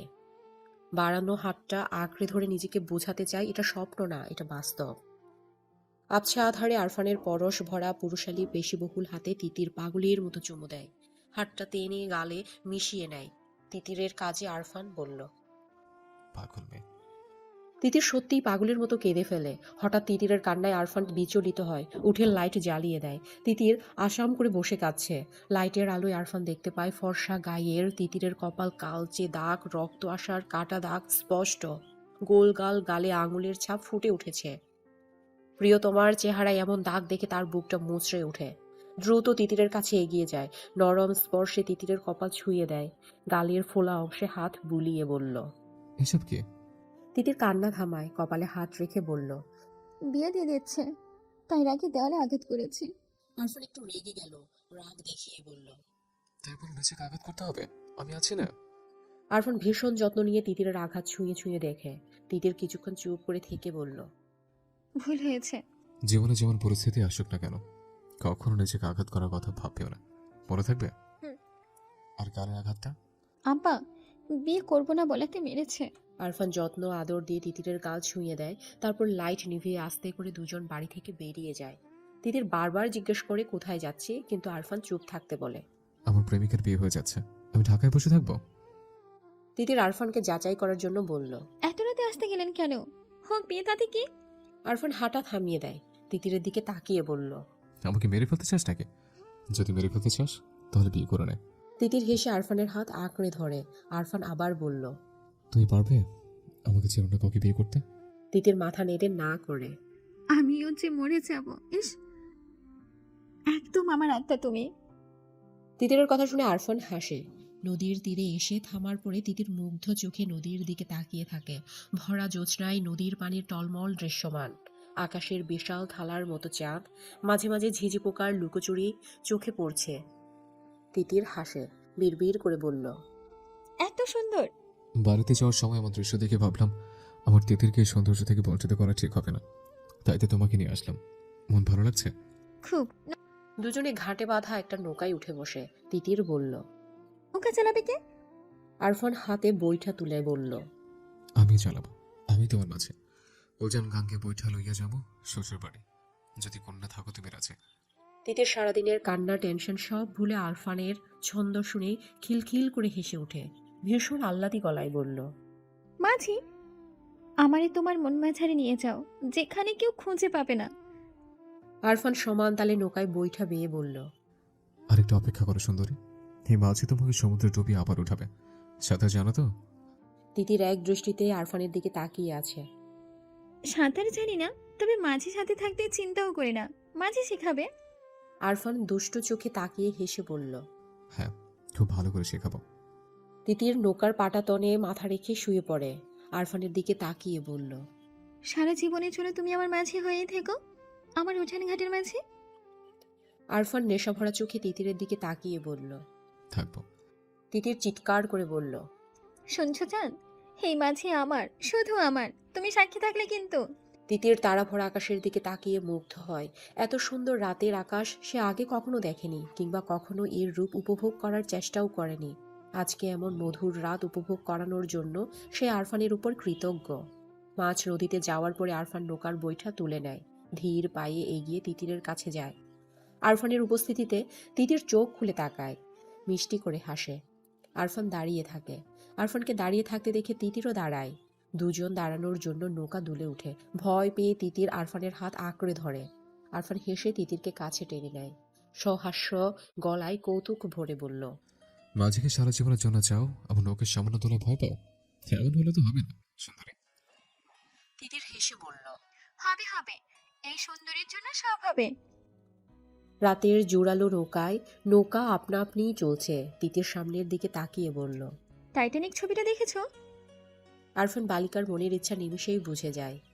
তিতির আবদারের সুরে বলল, জাহাজে রোজ আর জ্যাক যেমন পাখি হয়েছিল, চলো না তেমন পাখি হই। নিঝুম রাত, ঝিঝি পোকার ঝিঝি ডাক ব্যতীত আর কোনো শব্দ নেই। চারপাশ স্তব্ধ হয়ে আছে। আকাশের চাঁদ তারা মিটিমিটি হেসে যেন তাদের ভালোবাসা দেখছে। এমন মধুর পরিবেশে যদি প্রিয়তমা পাশে থাকে, তাহলে আরফান ঠিক থাকে কি করে? কোনো নেশাদ্রব্য সেবন না করেই তিতিরের নেশায় আচ্ছন্ন হয়। নিজেকে হারাতে ইচ্ছে করে ছোট তিতিরের মাঝে বেসামাল ইচ্ছেরা আশকারা দেয়। তার এমন দিশেহারা অবস্থায় তিতির যখন আবদার করে সে রোজ আর জ্যাকের মতো পাখি হতে চায়, তখন আরফানের ইচ্ছে করে জ্যাকের মতো রোজকে আদর করতে, একটু ছন্ন ছাড়া হতে। আরফান নিজেকে শান্ত করতে জোরে নিঃশ্বাস ফেলে। তিতির আরফানের শান্ত অথচ চঞ্চল চোখের দিকে তাকায়। তার বুকের খাঁচায় হৃৎপিণ্ডটা বেসামালভাবে লাফাচ্ছে। আরফানকে খুব ভালোবাসতে ইচ্ছে করছে। পাগলের মতো আরফানের বুকে লেপ্টে থাকতে ইচ্ছে করছে। তিতির খুব ভালো করে জানে এই ভাবনাগুলো ভাবাও অন্যায়, কিন্তু তার অবাধ্য পাগলামোতে মন এগুলো ভাবছে।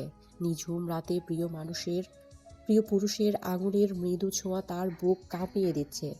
আরফানের এমন শান্ত চোখের দৃষ্টি তাকে আরো পাগল করে দিচ্ছে।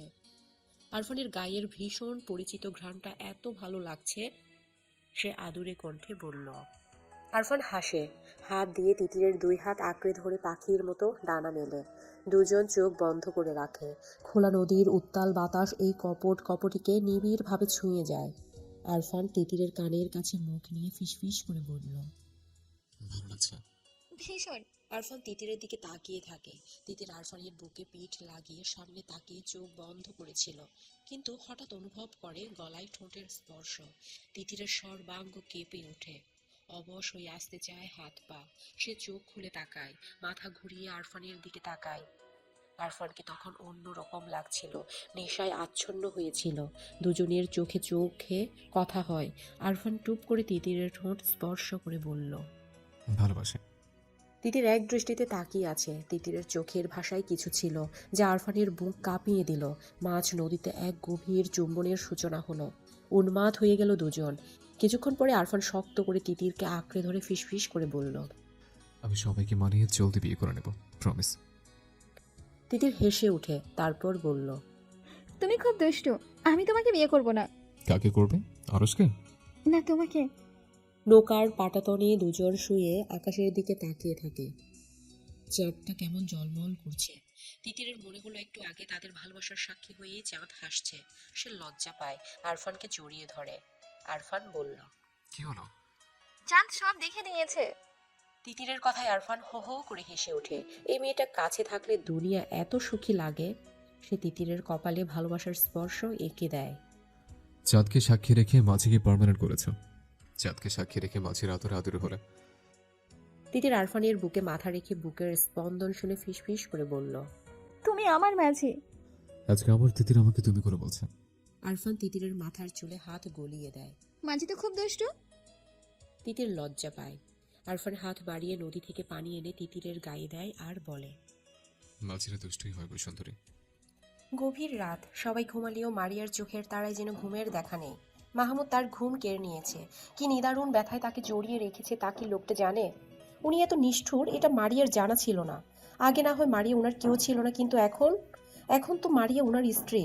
আচ্ছা, এটা মানা গেল যে সারাদিন কাজ নিয়ে ব্যস্ত থাকে, তাই মারিয়ার কথা মনে করার সময় পায় না। কিন্তু রাতেও কেউ কাজ করে? এমন একান্ত নিরিবিলি রাতে কি তার কথা মনে হয় না? মাহমুদের কথা ভাবতে ভাবতে মারিয়ার গাল ভিজে ওঠে। কান্না করা যেন তার নিয়মিত রুটিন হয়ে গিয়েছে। মাহমুদ বাড়ি আসে না, এটা একরকম শাস্তি, কিন্তু মোবাইলের নাম্বার ব্ল্যাকলিস্টে রাখার মানে কি? মারিয়া যে যোগাযোগ করবে এমন একটা রাস্তাও সে খুলে রাখেনি। মারিয়া হঠাৎ বুঝতে পারে তার মোবাইলটা মৃদু কেঁপে উঠছে। সে পানি ভরা চোখে ঝাপসা দৃষ্টি মেলে মোবাইলের দিকে তাকায়। এত রাতে কে ফোন দেবে? মাহমুদের কল দেখে আনন্দে মারিয়ার দম বন্ধ হয়ে যায়। কাঁপা কাঁপা হাঁটতে ফোন রিসিভ করতে গেলেই তা কেটে যায়। মারিয়া হতভম্ব হয়ে তাকিয়ে থাকে। ফোন রিসিভ করার আগেই কেটে গেল। আফসোস, মারিয়ার মরে যেতে ইচ্ছে করলো। তখনই আবার ফোন এলো। মারিয়া সাথে সাথেই রিসিভ করে, কিন্তু কথা বলতে পারে না। কোনো এক অজানা কারণে তার গলা দিয়ে কথা আসছে না। মাহমুদ বোধহয় তার কথার অপেক্ষায় ছিল। সে চুপ দেখে মাহমুদ বলল, মারিয়া। মারিয়া কেঁপে উঠে চোখ বন্ধ করে মাহমুদের গলার স্বর অনুভব করে। মাহমুদ আবার বলল, ঘুমিয়ে গিয়েছো? মারিয়া আস্তে করে বলল। এত রাত হলো, ঘুমাওনি কেন? মারিয়া মাহমুদের প্রশ্নের উত্তর না দিয়ে বলল, আপনি বাড়ি আসেন না কেন? মাহমুদ হাসে। বাড়ি আসবো কেন? মাহমুদের প্রশ্নে মারিয়ার ভীষণ অভিমান হয়। সে বলল, কেন আসবেন জানেন না? না। ও আচ্ছা, কি আচ্ছা? আসতে হবে না। তুমি কি আমার উপর রাগ করে আছো? না। মাহমুদ বলল, মারিয়া শোনো, হুম। তোমার জন্য একটা সারপ্রাইজ আছে। কি সারপ্রাইজ? মাহমুদ আস্তে করে বলল। কালকে বাড়ি আসছি। মারিয়ার হাত পা ঠান্ডা হয়ে যায়। তাকে একরাশ লজ্জা এসে ঝাপটে ধরে। সে কট করে ফোনটা কেটে দেয়। ইস, এত লজ্জা লাগছে কেন? সকালে ঘুম ভাঙার পরে তিতিরের ঠোঁটের কোণে মিষ্টি হাসি লেগে থাকে। খুশি মনে নাস্তা করতে যায়। খাবার টেবিলে এমন হাস্যোজ্জ্বল চেহারার তিতিরকে দেখে সবাই অবাক হয়। কালকে সারাদিন বিয়ে করবে না বলে কান্নাকাটি করেছে, আর আজকে কিনা এত খুশি। সবাইকে তার দিকে এমন করে তাকিয়ে থাকতে দেখে তিতির ভ্রু কুঁচকায়। ইশারায় জিজ্ঞেস করে, কি? জয়তুন বেগম আরফানের মা সালমার দিকে তাকিয়ে বলল, দেখেছো সালমা, বিয়ের কথা শুনলে প্রথম প্রথম মেয়েরা একটু কাঁদবে, পরে ঠিক হয়ে যায়। জয়তুন বেগমের কথা শুনে তিতিরের মুখের হাসি উবে যায়। সে যে আরফানের সান্নিধ্যে এসে এমন খুশি হয়েছে তা কি করে বোঝাবে? মুখ অন্ধকার করে বলল, এই জন্য কি হাসতেও পারবো না? আমি বলেই দিয়েছি বিয়ে করবো না। তুমি বেশি বোঝো দাদি। মহিবুল্লাহ তার মায়ের প্রতি অগাধ সম্মান। তার মায়ের মুখের উপরে কথা বলা একদম পছন্দ করেন না। মেয়ের এমন চটাং চটাং কথায় উনি বিরক্ত হয়। রেগে বলল, তোমাকে জন্ম দিয়ে বড় করেছি, এবার বিয়ে দেবো, একদম বেশি কথা বলবে না। আম্মা সবার থেকে ভালো বুঝে, উনি যেহেতু বলেছে বিয়ে দিতে, তাহলে বিয়ে হলে বরং মঙ্গলজনক হবে। তিতির স্তব্ধ হয়ে তার বাবার দিকে তাকিয়ে আছে। মঙ্গল? আরফানকে ছাড়া তার কোনো কিছুতেই মঙ্গল হবে না। ওনাদের সবার মনোভাব দেখে মনে হচ্ছে যে কোনো মুহূর্তে বিয়ে হয়ে যেতে পারে। সে আশেপাশে মাথা ঘুরিয়ে আরফানকে খুঁজে, কিন্তু কোথাও আরফান নেই। তিতির বিমর্ষ হয়। আরফান তাকে বলেছিল সে সবাইকে বুঝিয়ে বলবে, কিন্তু এখন এই মুহূর্তে মানুষটাকে দেখতে পাচ্ছে না, অথচ এখনই কথাটা বলার সুযোগ ছিল। তিতির খাবার রেখে উঠে তার রুমে চলে যায়। তার পিছু পিছু আরশও যায়। সবাই যেন ব্যাপারটা দেখিও দেখলো না। ওনাদের ধারণা দুজনের বিয়ে হবে। এখন একটু আলাদা কথা বলতেই পারে। আরশ গিয়ে তিতিরের খাটে বসে। তিতির আরশের দিকে তাকিয়ে বলল, কি ব্যাপার ভাইয়া, এখানে এসেছেন কেন? আরশ স্থির চোখে তাকিয়ে বলল, হবু বউয়ের কাছে আসতে সমস্যা কি? আপনার হবু বউকে? তুমি? আমি আপনাকে বিয়ে করব না। এই আশায় ঘুম নষ্ট করবেন না। আরশ হেসে বলল, না, এখন তো মন ভরে ঘুমাচ্ছি, বিয়ের পরেই ঘুমের ব্যাঘাত ঘটাবো। আরফান হাই তুলতে তুলতে রুমে ঢুকে তিতিরের বিছানায় শুয়ে আরশের দিকে তাকিয়ে বলল, ঘুমের ব্যাঘাত ঘটাবেন কেন? সুখে না দুঃখে? তিতিরের বিছানায় আরফানকে এমন সহজ স্বাভাবিকভাবে শুয়ে পড়তে দেখে আরশ বিরক্ত হয়। তার প্রশ্নে বলল, বিয়ের পর মানুষ নিশ্চয়ই সুখেই থাকে, এত পড়ালেখা করে কি করলি যদি এটাই না বুঝিস? আরফান হাসে। না মানে দুঃখে তো ঘুম না আসতে পারে। আরশ দাঁড়িয়ে থাকা তিতিরের দিকে তাকিয়ে বলল, তিতির আমাকে কোনো দুঃখ দেবে না, তাই না তিতির? তিতির ফোঁস ফোঁস করে বলল। আমি তো আপনাকে বিয়েই করবো না। তিতিরের কথায় আরফান হো হো করে হেসে ওঠে। আরশ বলল। তা আজকে রাতেই দেখা যাবে। আরশের কথায় দুজনেই চমকে যায়। তিতির বলল। মানে? আরশ উঠে দাঁড়ায়, মুচকি হেসে বলল। বলা বারণ, সময় মতো জানতে পারবে। আরশ চলে গেলেও তিতির স্তব্ধ হয়ে তাকিয়ে থাকে। আরফান হাতের ইশারায় তিতিরকে চুমু দিয়ে বলল। নো চাপি, मैं हूं ना। তিতির হাসে। আরফান উঠে বেরিয়ে যায়। যাওয়ার আগে তিতিরের কপালে পড়ে থাকা চুলগুলোতে ফু দিয়ে আরো এলোমেলো করে দিয়ে বলে। তুমি আমাকে বিয়ের প্রস্তুতি নাও, দেখা যাবে যে কোনো মুহূর্তে এসে বলবো কবুল বলো তিতির। আরফানের পাগলামিতে তিতির হাসে। আরশের পক্ষে যদি বাড়ির সবাই থাকে তাহলে আরফানের পক্ষে শুধুমাত্র সে থাকবে। আর তার দৃঢ় বিশ্বাস যে আরফান তাকে নিজের করে নিতে পারবে। দুপুর হতে হতে আরফান আর তিতির এটা বুঝতে পারে যে আরশের সাথে আজকেই বিয়ে হয়ে যাবে। আরফান হাসে। সন্ধ্যা নাগাদ সবার অগোচরে তিতিরকে নিয়ে বেরিয়ে যায়। ঘন্টা খানিক পরে দুজন ফিরে আসে। বাড়িতে ততক্ষণে হট্টগোল পড়ে গিয়েছে। শাহাবুদ্দিন আরফানের সামনে দাঁড়িয়ে বলল। কোথায় গিয়েছিলি? আরফান হাসি মুখে বলল। আমরা বিয়ে করেছি আব্বা। তিতির সুখ নাকি দুঃখ কোনটা অনুভব করছে সেটা তার বোধগম্য হচ্ছে না। তার শরীর মৃদু কাঁপছে। আরফানের হঠাৎ সিদ্ধান্তের সাথে তৎক্ষণাৎ ভাবনায় পড়ে গিয়েছিল। সবাইকে না জানিয়ে বিয়ের মতো এমন গুরুত্বপূর্ণ সিদ্ধান্ত একা নেওয়া কি যেই সেই কথা? কিন্তু তার আরফানের দিকে তাকিয়ে মনে হলো এখন এই মুহূর্তে যদি সে সায় না জানায় তাহলে সারা জীবনের জন্য প্রিয় মানুষকে হারিয়ে অপ্রিয় মানুষের বুকে অনিচ্ছায় যেতে হবে, গুমড়ে কেঁদে মরতে হবে আজীবন। তিতির চোখ বন্ধ করে সিদ্ধান্ত নেয়। আরফান তো বাহিরের কোনো ছেলে না, সবার চেনা জানা নিজেদের ছেলে। হয়তো প্রথমে একটু ঝামেলা হবে কিন্তু পরে তো সব ঠিক হয়ে যাবে। কিন্তু এখন যদি সবার ভয়ে তার দিকে আরফানের বাড়িয়ে দেওয়া হাতটা শক্ত করে না ধরে তাহলে এই মানুষটাকে সারা জীবনের জন্য হারাতে হবে। এটা তিতির কখনোই মানতে পারবে না। তাছাড়া তার ভালোবাসা কি এতই ঠুনকো নাকি যে হাত ছেড়ে দেবে? সবার রুদ্রমূর্তি দেখে তিতিরের বুকটা ধরাস ধরাস করে কেঁপে ওঠে। সে আরফানের পেছনে গিয়ে দাঁড়ায়। সবকিছু আরফানই মোকাবেলা করবে। আরফান তার সদ্য বিবাহিত স্ত্রীর দিকে তাকিয়ে বুঝতে পারে তিতির ভয় পাচ্ছে। সে সবার অগোচরে হাতের মৃদু চাপে তাকে আশ্বস্ত করে দেয়। তিতির আরফানের পিঠের কাছের শার্ট শক্ত করে ধরে। শাহাবুদ্দিন খান আরফানের দিকে শক্ত চোখে তাকিয়ে আছে। আরফান সবার দিকে তাকিয়ে মনোভাব বোঝার চেষ্টা করছে। শাহাবুদ্দিন খান কোনো কথা না বলে ঠাস করে আরফানের গালে থাপ্পড় দিয়ে ফেলে। উনার এমন কাজে উপস্থিত সবাই হতভম্ব হয়ে যায়। শাহাবুদ্দিন খান মারার আগে সালমা বেগম ছেলেকে আঁকড়ে ধরে বাধা দেয়। গায়ে হাত তোলেন কেন? ছেলে কি এখনো ছোট আছে? যা বলেন মুখে বলেন। শাহাবুদ্দিন খান চোখ পাকিয়ে বলল।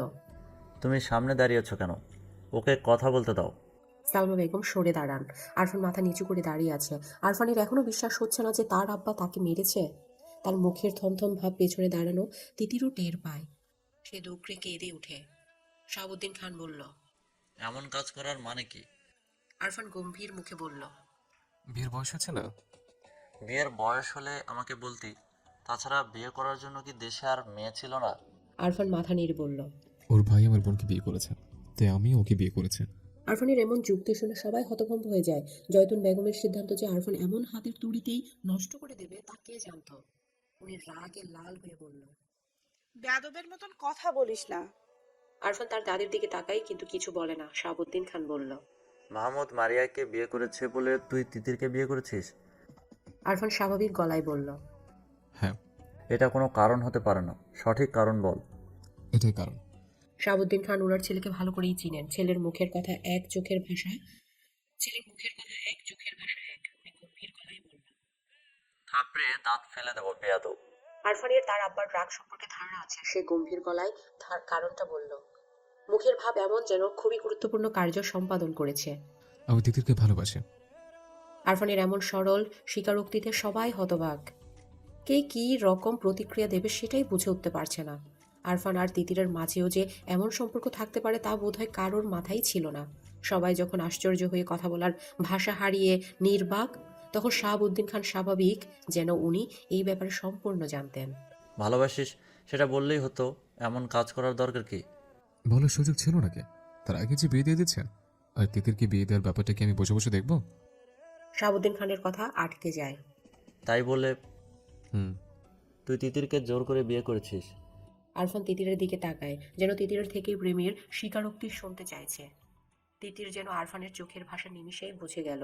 সে কাঁপা কাঁপা অধর মেলে তার বড় আব্বুর দিকে তাকিয়ে বলল। বড় আপু, এই বিয়েতে আমার সম্মতি ছিল। জয়তুন বেগম ওনার ছোট ছেলের দিকে তাকায়। মুহিবুল্লাহ খান যদিও রেগে ছিলেন কিন্তু ভাই যেখানে নিজের ছেলেকে শাসন করছে সেখানে উনি আর কি বলবেন ভেবে পান না, কিন্তু এখন মেয়ের কথা শুনে ওনার মাথায় রক্ত চড়ে যায়। ক্ষিপ্ত গতিতে মেয়ের দিকে যায়, আরফানের পেছন থেকে তিতিরকে টেনে সামনে এনে তাকে মারতে প্রস্তুত হয়। তিতিরকে আঘাত করার আগেই আরফান আবার তিতিরকে আগলে নিজের কাছে নিয়ে বলল, খবরদার চাচ্ছ, তিতির এখন শুধুমাত্র আপনার মেয়ে না, সে এখন আমার স্ত্রী। আর আমার সামনে আমার স্ত্রীকে আঘাত করার কথা ভাববেন না। আরফানের এমন প্রতিরোধী মনোভাব সবাই তার দিকে তাকিয়ে থাকে। তানিয়া বেগম সুখী হবেন নাকি মেয়ের উপর রেগে যাবেন তা ঠিক বুঝতে পারছে না। শাশুড়ির পছন্দ অনুযায়ী বিয়ে হওয়ার চেয়ে আরফানের কাছে বিয়ে হওয়াতে যেন ঢের ভালো হয়েছে। ডাক্তার জামাই তানিয়া বেগম হাসি হাসি মুখে মেয়ে জামাইয়ের দিকে তাকিয়ে আছে। এই যে আরফান ওনার মেয়েকে আগলে রেখে ওনার স্বামীর আঘাত থেকে রক্ষা করলো, এই ব্যাপারটা দেখেই উনি আরফানের পক্ষে চলে গেলেন। কয়জন স্বামী নিজের স্ত্রীকে এমন আগলে রাখে? আরস পরিস্থিতি দেখে যদিও কষ্ট পেয়েছে, কিন্তু এখন শত কথা কাটাকাটি মারামারি করলে কি আর তিতির তার হবে? হবে না। তার সংসারে অশান্তি করার কোনো মানেই হয় না। সে তার আম্মাকে কোনো কথা বলতে নিষেধ করলো, যদি উনি কথা বলতে চাচ্ছিলেন। আরস তার বড় মামার দিকে তাকিয়ে বলল, মামা, যা হওয়ার হয়েছে, এখন এসব নিয়ে আর কথা বাড়িয়ে লাভ কি? মানুষ শুনলে আরও কথা বাড়বে। এর চেয়ে বরং মেনে নিন, এটাই ভালো। আরশের কথায় না চাইলেও সবাই মত দেয়। শাহাবুদ্দিন আরফানের দিকে তাকিয়ে বলল, নিজেদের মতামত জানিয়ে এসব করা উচিত ছিল। আমরা মেনে নিলে এমন চোরের মতো বিয়ে করতে হতো না। আরফান আর তিতির চুপ করে থাকে। ওদের এমন চুপ করে থাকতে দেখে যেন শাহাবুদ্দিনের রাগ হু হু করে বাড়ে। বেয়াদব দুটো, কথা বলিস না কেন? নির্লজ্জের মতো কাজ করে এখন চুপ করে আছিস? যা রুমে যা। আরফান হাসে, তিতিরের হাত ধরে তাকে রুমের দিকে নিয়ে যেতে চায়। তার কাছে দেখে শাহাবুদ্দিন খান বলল, এই বেয়াদব, ওকে কোথায় নিয়ে যাচ্ছিস? আরফান ভ্রু কুচকে বলল, আমার রুমে। কেন? আমার বউ তো আমার রুমেই থাকবে। শাহাবুদ্দিন স্ত্রীর দিকে তাকিয়ে বলল, সালমা, এই বেয়াদবকে বলো এমন অনুমতিবিহীন নির্লজ্জের মতো বিয়ে করেছে, কিন্তু তিতির ইন্টারমিডিয়েট পাশ করার আগে যেন ওর দিকে পা না বাড়ায়। বেয়াদব ছেলে নিজেও গোল্লায় যাবে, মেয়েটাকেও নেবে। আরফান হতবিহ্বল চোখে তার আব্বার দিকে তাকিয়ে থাকে। এটা কি ধরনের শাস্তি? বউ কাছে না দিয়ে শাস্তি দিয়ে তাকে মেরে ফেলতে চাইছে। তার মনে হচ্ছে এর শাস্তির চাপে সে মরে যাবে। সবাই গম্ভীর মুখে যার যার রুমে চলে গেল। তিতিরও আরফানের দিকে তাকিয়ে তার রুমে চলে যায়। আরফান চুপচাপ তার রুমে চলে যায়। বিয়ে করলো কেন যদি বই কাছে না থাকে? মাহমুদ বাড়ি এসে সব শুনে কিছুক্ষণ থমকে বসেছিল। আরফান তিতিরকে পছন্দ করে সেটা তার চোখেই পড়েনি। সে মূলত আজকে আরশ আর তিতিরের বিয়ে এই উপলক্ষেই এসেছিল। বাড়ি এসে শুনে বিয়ে ঠিকই হয়েছে, কিন্তু পাত্র বদলে গিয়েছে। সে খাওয়া দাওয়া করে রুমে চলে যায়। রুমে যাওয়ার সাথে সাথে মেয়েলি সুভাষ নাকে আসে, আর তাতেই বুকের ভেতরটা কেমন ধিম ধিম তালে জানিয়ে যায় এই রুমে তার প্রিয়তমা থাকে। মারিয়া বারান্দায় দাঁড়িয়ে আছে। মাহমুদের সামনে যেতে তার লজ্জা লাগছে। মাহমুদ মারিয়ার কাছে এসে দাঁড়ায়। মাহমুদের উপস্থিতি টের পেয়ে সে কেঁপে ওঠে, নিঃশ্বাস বন্ধ করে দাঁড়িয়ে থাকে। মাহমুদ চুপচাপ মারিয়ার গায়ের মৃদু শিহরণ দেখে। কিছুক্ষণ পরে বলল, মারিয়া হাসি মুখে মাহমুদের দিকে তাকায়। তার অতি কাঙ্ক্ষিত পুরুষ তার দিকে কেমন হাসি হাসি চেহারা নিয়ে তাকিয়ে আছে। মাহমুদ মারিয়াকে কিছু বলতে না দেখে বলল, চুপ করে থাকলে কিন্তু আবার চলে যাব, সেটা চাইছো নাকি? মারিয়ার চোখে পানি চলে আসে। চলে যাবে? কত কান্না আল্লাহর দরবারে ফরিয়াদ করেছে যেন মাহমুদ ফিরে আসে। ফিরে এসেছে, কিন্তু এখন আবার চলে যাওয়ার হুমকি দিচ্ছে কেন? মারিয়ার কান্না ভেজা মুখের দিকে তাকিয়ে মাহমুদ বলল, আচ্ছা, যাব না। মারিয়া ফেসফেসে গলায় বলল, আপনি আমাকে এমন যন্ত্রণাদায়ক শাস্তি দিচ্ছেন কেন? তুমি তো আমাকে শাস্তি দিয়েছো, কিভাবে? নিজেকে শেষ করে দিতে চেয়েছো। এর থেকে বড় শাস্তি আর কি হতে পারে? মারিয়া অবাক হয়ে মাহমুদের দিকে তাকিয়ে আছে। মাহমুদ হেসে বলল, ভালোবাসি। মারিয়া লজ্জা পায়, লাজুক হেসে রুমে চলে যায়। সেদিকে তাকিয়ে মাহমুদ বলল, রুমে গেলে তো আর লজ্জা পাবে, লজ্জাবতী বউ। মাহমুদ রুমে যায় না, নিজেকে প্রস্তুত করে। মারিয়াকে প্রস্তুত হতে সময় দেয়। সত্যি বলতে তার লজ্জা লাগছে। বিয়ে করা বউয়ের কাছে যেতে এত লজ্জা লাগছে তা দেখে আকাশের ক্ষয়ে যাওয়া চাঁদ মিটিমিটি হাসে। সেই হাসির সাথে মাহমুদেরও হাসিও প্রশস্ত হয়। রাত 12টা। তিতিরের সাথে তানিয়া আক্তার ঘুমাতে এসেছে। এই ঘুমানোর হুকুম ওনার ভাসুরের দেয়া। আরও একটা হুকুম জারি হয়েছে, তা হলো আগামী 1 বছর আরফান বাড়িতে আসতে পারবে না। আরফান চুপচাপ তাতে সাই জানিয়েছে। এসব ভাবতে ভাবতে তিতিরের মোবাইলের আলো জ্বলে ওঠে। আরফানের নাম্বার দেখে তিতির তার মায়ের দিকে তাকায়। তানিয়া বেগম এতক্ষণ মেয়েকে হাজারো প্রশ্ন করে জর্জরিত করে ফেলেছে। মোবাইলে আলো দেখে বলল, আরফান ফোন দিয়েছে তাই না? তিতির মাথা নাড়ে। তানিয়া আক্তার বলল, ভাইজান, তোদের ভালোর জন্যই এসব বলেছি, কিন্তু যা আজকে কথা বল। তিতির হাসি মুখে বারান্দায় চলে যায়। মোবাইল রিসিভ করে বলল, এত রাতে কি চাই? আরফান তখন ছাদে। সে দীর্ঘশ্বাস ফেলে বলল, আকাশে এত সুন্দর চাঁদ, অথচ আমি স্বাধীন। এই নিষ্ঠুর পৃথিবীতে বাঁচতে চাই না। আমাকে বাঁচাতে চাইলে এখনই আমার বউ চাই। তিতির খিলখিল করে হাসে। আরফান বলল, হে শোনো সুন্দরী, আমার বউকে আগ্নেয়গিরির লাভা পড়ছে আর তুমি হাসছো। আমার কি করা উচিত? আমার দুঃখে তোমারও দুঃখী হওয়া উচিত। আফটার অল, কাছে থাকলে আমার মতো একটা চকলেট বা পেতে। এখন তো আর পাচ্ছ না, সে দুঃখে দুঃখী হও। তিতির আরফানের মন খারাপের আবহাওয়া ঠিক টের পায়। তারও যে খারাপ লাগছে না তা নয়, তারও খারাপ লাগছে, ছটফট করছে বুকের ভেতরটা। সে আস্তে করে বলল, আচ্ছা, আরফান নালিশ দেওয়ার ভঙ্গিতে বলল, আব্বা, এটা একটা কাজ করলে বলো। বিয়ে করলেই বউ কাছে থাকতে হবে? বিয়ে করেছি অথচ বউ কাছে নেই, আজব। 100% থাকতে হবে। বিয়ে করার পরও যদি বউয়ের বদলে গোলবালিশ বুকে নিয়ে থাকতে হয়, তাহলে কিভাবে হবে? এই শোকে যদি আমি শুকিয়ে মরে যাই, তার দায়ভার কে নেবে? তুমি। হুম। বিয়ে করে ফায়দা কি হলো ভাই? তিতির হেসে বলল, আমি সারা জীবনের জন্য আপনার হয়ে গেলাম, এটাই লাভ। হ্যাঁ, বুঝেছে। এটাই কি যথেষ্ট না? আরফান বিরস মুখে বলল, যথেষ্ট। তাহলে আর কি? আমার যে বিয়ে বিয়ে ফিলিংস আসছে না। এর জন্য বউ চাই? হ্যাঁ, বিয়ের পরে বউকে জড়িয়ে ধরতে না পারলে, আদর করতে না পারলে কি করে মনকে বোঝাবো যে আমার একটা নাতিশ নতিশ বউ আছে? তিতির হাসে। আরফানের কথা শুনে সুখী মানুষের মতো তীব্র অনুভূতি হচ্ছে। মাহমুদ আবারও বলল, মাহমুদ আর মারিয়াও তো আমাদের বয়সী, ওরাও তো একসাথে থাকছে, তাহলে আমরা কি অপরাধ করেছি? সেটা আপনার আব্বাকে বোঝান। আরফানের ভীষণ রাগ হলো। মেয়েটা কি তার অব্যক্ত কথাটা বুঝতে পারছে না? সে ফোন কেটে দিল, তারপর চুপচাপ রুমে চলে গেল। কালকে ঠিকই সে ঢাকা চলে যাবে। এই মেয়ে স্বামীর কথা বোঝে না, বোকা। সকালে তিতির সোফায় বসে মোবাইল দেখছিল, তখন আরফান তার পছন্দের আইসক্রিম এনে তার সামনে বাড়িয়ে দেয়। তিতির প্রচণ্ড খুশি হয়। খুশির ঠেলায় মনে মনে আরফানের নাকের ডগায় চুমু খায়। হাত বাড়িয়ে বক্স ধরতে গেলে আরফান সরে যায়। তার পাশে বসে আয়েশ করে আইসক্রিম খেতে আরম্ভ করে। আরফানের এমন কাজে তিতির আশ্চর্য হয়ে তার দিকে তাকিয়ে থাকে। প্রিয় জিনিস না দেওয়াতে এত রাগ লাগছে। আরফান আইসক্রিম খেতে খেতে বলল, কেমন লাগে আপু? তিতির আরফানের দিকে তাকিয়ে বলল, একটু দেন না। একটু মনে। তোর খাটাস বড় বাপ আমাকে বউ থেকে বঞ্চিত করেছে। বিয়ে করার পরও আমাকে সিঙ্গেলত পার করতে দিয়েছে। তুই কি ভেবেছিস আমি তোকে খেতে দেবো? কখনো না।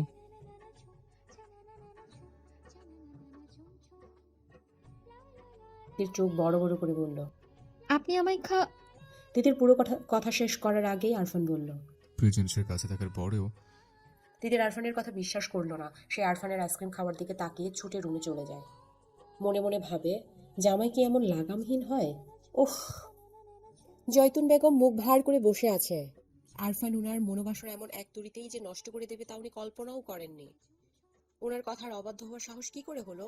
ছেলেটা এত বেয়াদব, তা আগে কখনো চোখে পড়েনি। রাতের সামান্য আবদার রাখতে না পারার কষ্টে মুখ ভার করে সোফায় বসে আছে। এই বাড়ির ছেলে মেয়েগুলো এত খারাপ, একটা আরেকটার সাথে প্রেমে মশগুল হয়ে গেছে। মান সম্মান পুরো শেষ। আরশ রুম থেকে বেরিয়ে তার নানির বিষণ্ণ চেহারার দিকে তাকিয়ে ভ্রু কুঁচকায়। তার নানি আর মা একটু বেশি প্রতিক্রিয়া জানাচ্ছে, যা মোটেও শোভন না। হ্যাঁ, সে তিতিরকে পছন্দ করেছিল। বিয়ে করার আশার বুকে মাথা নাড়া দিয়ে উঠেছিল। কালকে তিতির আর আরফানকে স্বামী স্ত্রী রূপে দেখে তার যে খারাপ লাগেনি এটা একদম মিথ্যা কথা। তারও কিঞ্চিত খারাপ লেগেছে। ঘন মেঘে মনটা নিমিষেই ভরে গিয়েছিল। কিন্তু সে তো আর বাচ্চা না, সঠিক ভুল বোঝার ক্ষমতা তার রয়েছে। সে তিতিরকে পছন্দ করে বিয়ের প্রস্তাব দেওয়ার আগেই তিতিরের থেকে সম্মতি নেওয়া উচিত ছিল। ওর পছন্দ অপছন্দ আছে কিনা সেটা জানা উচিত ছিল, কিন্তু সে তা না করে বিয়ের আয়োজন শুরু করেছে। কিন্তু তার পছন্দেই কি বিয়ে হবে? সে পছন্দ করেছে তিতিরকে, কিন্তু তিতির, সে যে পছন্দ করে আরফানকে। দুজনের মতেই তো বিয়ে হয়, একজনের মতে কিচ্ছু হয় না। এখন অবশ্য আরফানের কোনো আফসোস নেই। তিতির আরফানের কাছে সুখী। সেও না হয় তার সুখ সন্ধানে পাখি খুঁজে নেবে। কিন্তু তার নানির প্রতিক্রিয়া সবার চোখে পড়ার মতো। আরশের ধারণা জয়তুন বেগমের এমন প্রতিক্রিয়ার জন্যই তার মামা আরফান আর তিতিরকে এমন শাস্তি দিয়েছে। বিয়ে করার পরেও আলাদা থাকবে, এমন হবে কিনা। ঠিক সে জয়তুন বেগমের কাছে গিয়ে বসে। নানি। জয়তুন বেগম নাতনির দিকে তাকায়, কিন্তু কোনো কথা বলে না। আরশ তার নানির নিশ্চুপ চেহারার দিকে তাকিয়ে বলল, তোমার কি মন খারাপ? জয়তুন বেগম বলল, না। তোমার ব্যাপারটা শুধুই বাড়াচ্ছ। জয়তুন বেগম নানির দিকে তাকিয়ে বলল, তোমার চাওয়া পূরণ করতে পারলাম না, তিতিরকে এনে দিতে পারলাম না। আরশ তার নানির হাত ধরে বলল, নানি, তিতিরকে আমি পছন্দ করেছিলাম, তাই বিয়ে করতে চেয়েছি।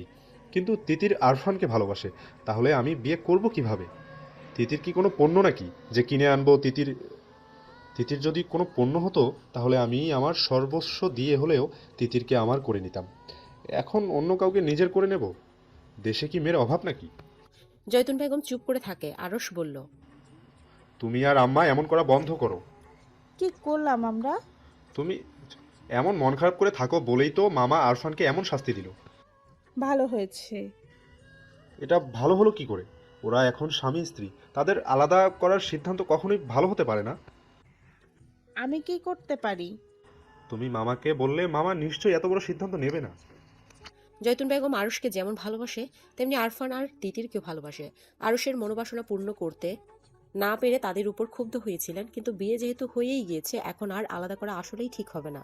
একে অপরের উপর সম্পূর্ণ অধিকার রয়েছে। উনি মাথা নেড়ে বলল, আচ্ছা, আমি শাহাবুদ্দিন খান আর মহিবুল্লাহ খান একসাথে বসে আছে। দুজনেই বিভ্রান্ত। মায়ের কথা রাখতে পারেনি, তাই তাদের মুখ বিমর্ষ। জয়তুন বেগমকে দেখে শাহাবুদ্দিন খান নড়েচড়ে বসে বলল, আম্মা, আপনার কথা রাখতে পারিনি, আমি লজ্জিত। জয়তুন বেগম চুপচাপ বসে। শাহাবুদ্দিন বলল, আম্মা, আপনি চাইলে ওদেরকে আরো বড় শাস্তিও দিতে পারবো। জয়তুন বেগম মাথা নেড়ে না করে ছেলেদের নিজের মনোবাসনা জানায়। শাহাবুদ্দিন আর মহিবুল্লাহ দুজনেই জানে তাদের সিদ্ধান্তটা ভুল ছিল, কিন্তু ছেলে মেয়ে অনুমতিবিহীন এমন কাজ করে ফেলাতে প্রচুর রাগ হয়েছিল। পারতপক্ষে তারা দুই ভাইই মায়ের বাধ্যগত সন্তান।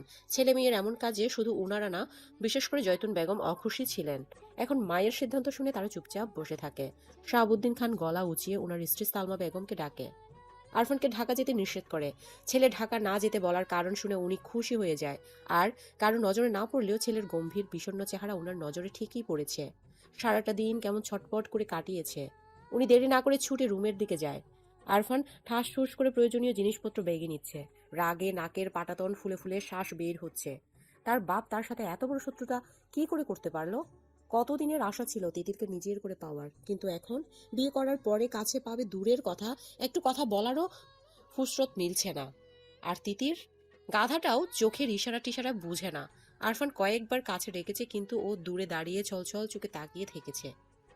আরফানের মনে হচ্ছে সে উত্তাল সমুদ্রে আছে, ঘূর্ণিঝড়ের তাণ্ডবে সে ছিন্ন ভিন্ন হয়ে যাচ্ছে। তখনই সালমা বেগম এসে তাকে শাহাবুদ্দিন খানের কথাটা বলে। উনার বলা কথাটা যেন উত্তপ্ত মরুভূমির মাঝে এক পশলা বৃষ্টির মতো আরফানের মনকে শীতল করে দিল। গোছানো ব্যাগ বিছানার এক পাশে রেখে সে বসে পড়ে। রাত 12টা। মাহমুদ খাটে বসে মারিয়ার দিকে তাকিয়ে আছে। মারিয়া অনেকক্ষণ যাবৎ মাথার চুল আঁচড়াচ্ছে। আয়নার সামনে দাঁড়িয়ে আঁচড়ানো চুল আবার আঁচড়াচ্ছে। আজকে যেন মাথার চুল সব পেঁচ লেগে গেছে। মাহমুদ এক দৃষ্টিতে মারিয়ার দিকে তাকিয়ে আছে, তার মুখে মিষ্টি হাসি। মারিয়া আয়নার মাঝে মাহমুদের এমন দৃষ্টি দেখে চুপসে যায়। গতকাল রাতে মাহমুদ বারান্দা থেকে আসার পূর্বেই সে ঘুমিয়ে গিয়েছিল। আসলে ঘুমানোর ভান করেছিল যেন মাহমুদ কিছু বলার সুযোগ না পায়। কিন্তু তার চিন্তাভাবনায় গুড়ে বালি দিয়ে মাহমুদ তার পরিকল্পনা বুঝে যায়। তাই তো লাইট অফ না করে কাত হয়ে শুয়ে এক দৃষ্টিতে তার দিকে তাকিয়েছিল। মারিয়া মাঝে একবার চোখ খুলে এমন ড্যাব করে তাকিয়ে থাকতে দেখে মিহিয়ে যায়। আজ সারাদিন দূরে দূরে থেকেছে, ভুলেও রুমে আসেনি, অথচ যখন মাহমুদ তাকে পাত্তা দিত না তখন সে ঠিকই পিছু পিছু ঘুরত। এই যে এখন এত লজ্জা লাগছে, আগে কোথায় ছিল এত লজ্জা? এখন মাহমুদ কাছে আসলেও যেন ভয়ে বুকটা ধিম ধিম করে ওঠে। এই মানুষটার জন্যই কত নামাজ পড়ে আল্লাহর কাছে ফরিয়াদ জানিয়েছে, তা একমাত্র সে আর তার আল্লাহ জানে। কালকে রাতে না হয় ঘুমিয়ে যাওয়ার নাটক করে পার পেয়ে গিয়েছিল, কিন্তু আজকে পার পাবে কি করে? এত সব ভাবনার মাঝেই মারিয়া খেয়াল করে মাহমুদ বিছানা থেকে উঠে দাঁড়ায়। ধীরে ধীরে তার দিকে এগিয়ে আসছে। মাহমুদ মারিয়ার পেছনে এসে দাঁড়ায়। চুলে কি হয়েছে? ধরা পড়ে যাওয়ায় মারিয়া ভড়কে যায়। সে নিভু গলায় বলল, কিছু না। মাহমুদ হাসে।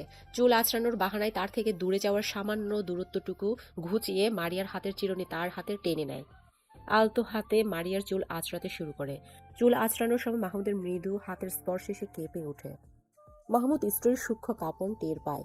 কাঙ্ক্ষিত নারীর সান্নিধ্যে এসে তার বুক কেমন করে ওঠে। মারিয়াকে পেছন থেকে আঁকড়ে ধরে। মারিয়া কুঁকড়ে যায়, কেঁপে ওঠে। মাহমুদের তপ্ত অধর মারিয়ার ঘাড়ে এসে লাগে। সে ছটপট করে ওঠে।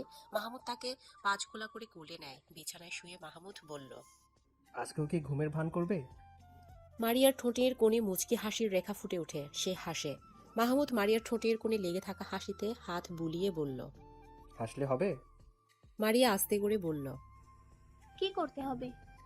কালকে রাতে বলেছিলাম ভালোবাসি, তার উত্তর চাই। মারিয়া মনে মনে শতবার মাহমুদকে ভালোবাসি বলতে পারলেও কেন জানি মুখে বলতে পারছে না। বলতে হবে? অবশ্যই। মারিয়া মাথা নাড়ে। মাহমুদ নাকের সাথে নাক ঘষে বলল, লজ্জা লাগে? আগে পিছু পিছু ঘুরতে আর বলতে এখন আমি তোমার বর, এখন বলতে লজ্জা লাগে? মারিয়ার সত্যি আগের মাহমুদকে দেখলে এত লজ্জা লাগতো না, এখন যত লজ্জা লাগে। সে আবারও মুচকি হাসে। মাহমুদ তার দিকে ভীষণ মায়া মায়া চোখে তাকায়। বলো না, বলো। এত মায়াবী আবদার ফেরানো যায়? মারিয়া পারল না। সে মুগ্ধ চোখে মাহমুদের দিকে তাকিয়ে থাকে। মাহমুদ মারিয়ার চোখে চোখ রেখে বলল, আগে তো ভালোবাসি ভালোবাসি বলে পাগল করে ফেলতে, এখন এত লজ্জা পাচ্ছ কেন? জানি না। লজ্জাবতী বউকে দেখতে ভালোই লাগছে, কিন্তু ওই কথাটা বলতেই হবে। মারিয়ার এত সুখ লাগছে, সে অতি সুখে সুখের হাসি হাসে। হাত বাড়িয়ে সামান্য দূরে থাকা মাহমুদের গলা আঁকড়ে ধরে ফিসফিস করে বলল, ভালোবাসি আমার সুপুরুষ। মাহমুদ মুগ্ধ চোখে হাসে, অধরের ছোঁয়া দেয় তার প্রিয়তমার কপালে। মারিয়া কিছু বলতে চায়, কিন্তু অতি শান্ত পুরুষ যেন অশান্ত হয়ে গিয়েছে। মারিয়াকে কথা বলার সুযোগ দেয় না। মারিয়া চোখ বুঝে নেয়। উল্লাসে মুখরিত হয় হৃদয় প্রাঙ্গণ। আরফান রুমে এসে স্তব্ধ হয়ে দাঁড়িয়ে থাকে। সামনে আগাতে পারছে না। তিতির খাটের এক পাশে বসেছিল। আরফানের আসার শব্দে উঠে দাঁড়ায়। আরফানকে এভাবে দাঁড়িয়ে থাকতে দেখে তিতির মাথা নিচু করে নেয়। আরফান হাসে, খুশি হয়। প্রিয়তমার লাজুক মুখের দিকে তাকিয়ে মনের ভেতরটা সুখে কানায় কানায় পূরণ হয়ে যায়। সে এগিয়ে আসে, তিতির হাসতে গিয়ে কেঁদে ফেলে। আরফানের হাসি মুখ নিমিষেই হতভম্ব হয়ে যায়। এগিয়ে গিয়ে তিতিরের মুখটা হাতের আজলায় তুলে বলল, কি হলো? তিতির ফুঁফিয়ে উঠে বলল, তুমি আমার কাছে, সেটা আমার বিশ্বাস হচ্ছে না। আরফান বলল, কেন? জানি না। আরফান পুষ্পর কপালে নিজের কপাল লাগিয়ে বলল, আমি তোমার খুব কাছে, ছুঁয়ে দেখো, তাহলে বিশ্বাস হবে। তিতির আরফানকে জড়িয়ে ধরে। আরফান হেসে তিতিরকে শক্ত করে জড়িয়ে ধরে। সে বলল, এমন রাতে কাঁদতে হয় না তিতি, শোনো। তিতির অবুঝ গলায় বলল, কি করতে হয়? আরফান তিতিরের নাকের ডগায় চুমু দিয়ে বলল, শুধু আদর করতে হয়। তিতির লজ্জা পায়, লাজুক হেসে আরফানের বুকে মুখ লুকায়। আরফান তিতিরের নরম মোলায়েম হাতের আঙুলে নিজের আঙুল দিয়ে পেঁচিয়ে বলল, তিতির। আরফানের কণ্ঠে এমন কিছু ছিল যেটা তিতিরের বুকের ভেতরটা একদম ছাড়খাড় করে দেয়, প্রচণ্ড বাতাসে নাড়িয়ে দেয়। সে আরফানের দিকে তাকায়। আরফান কেমন আদর মাখা মায়াবী চোখে তাকিয়ে আছে। আরফান তিতিরকে ছেড়ে দাঁড়ায়। তিতিরের শরীর মৃদু কাঁপছে। আরফানের চোখে তার সবই পরিলক্ষিত হয়। সে তিতিরের হাত ধরে বলল, আমার তিতির পাখি, আমি তোমার মাঝে হই, কথা দিচ্ছি সারা জীবন এর থেকে বেশি ভালোবাসবো। তিতির মাথা নাড়ে। আরফান আর তিতির কেমন ঘোর লাগা এক চোখের দৃষ্টিতে তাকিয়ে থাকে। তারপর একে অপরকে জড়িয়ে ধরে। আরফান আধো আধো কথায় তিতির খিলখিল করে হাসে। আরফান পরম মমতায় বিবাহিত স্ত্রীর কপালে ভালোবাসার স্পর্শ দেয়। দুজনের মনে ভালোবাসার উচ্ছ্বাস, কাঙ্ক্ষিত মানুষকে কাছে পেয়ে সমুদ্রের গর্জন উঠে হৃদয় মাঝে। আরফান তিতিরকে পাখির মতো উড়তে দেয়। তিতির আরফানের গালে ভালোবাসার ছোঁয়া দিয়ে বলল, তুমি আমার ওঝান ঘাটের মাঝে, আমার মাঝে। আরফান হাসে, ভালোবাসে তার প্রিয়তমাকে অনেক অনেক অনেক বেশি। নিঝুম নিস্তব্ধ রাত, চারিদিকে ঘুটঘুটে অন্ধকারে চারিপাশ ছেয়ে আছে। রাতের দুটো পাখি জোড়ায় জোড়ায় উড়ে যায়। নিঝুম রাত, দুই রুমে সার্থক কপট কপটিরা একসাথে সারা জীবন কাটানোর প্রতিজ্ঞা করে, ভালোবাসার জোয়ারে ভেসে যাওয়ার চেষ্টা করে। সব ভালোবাসায় এমন পূর্ণতা পাক, শত বাধা অতিক্রম করার সাহস হোক। আরফান, তিতির, মাহমুদ, মারিয়ার মতো সবাই পূর্ণতা পাক।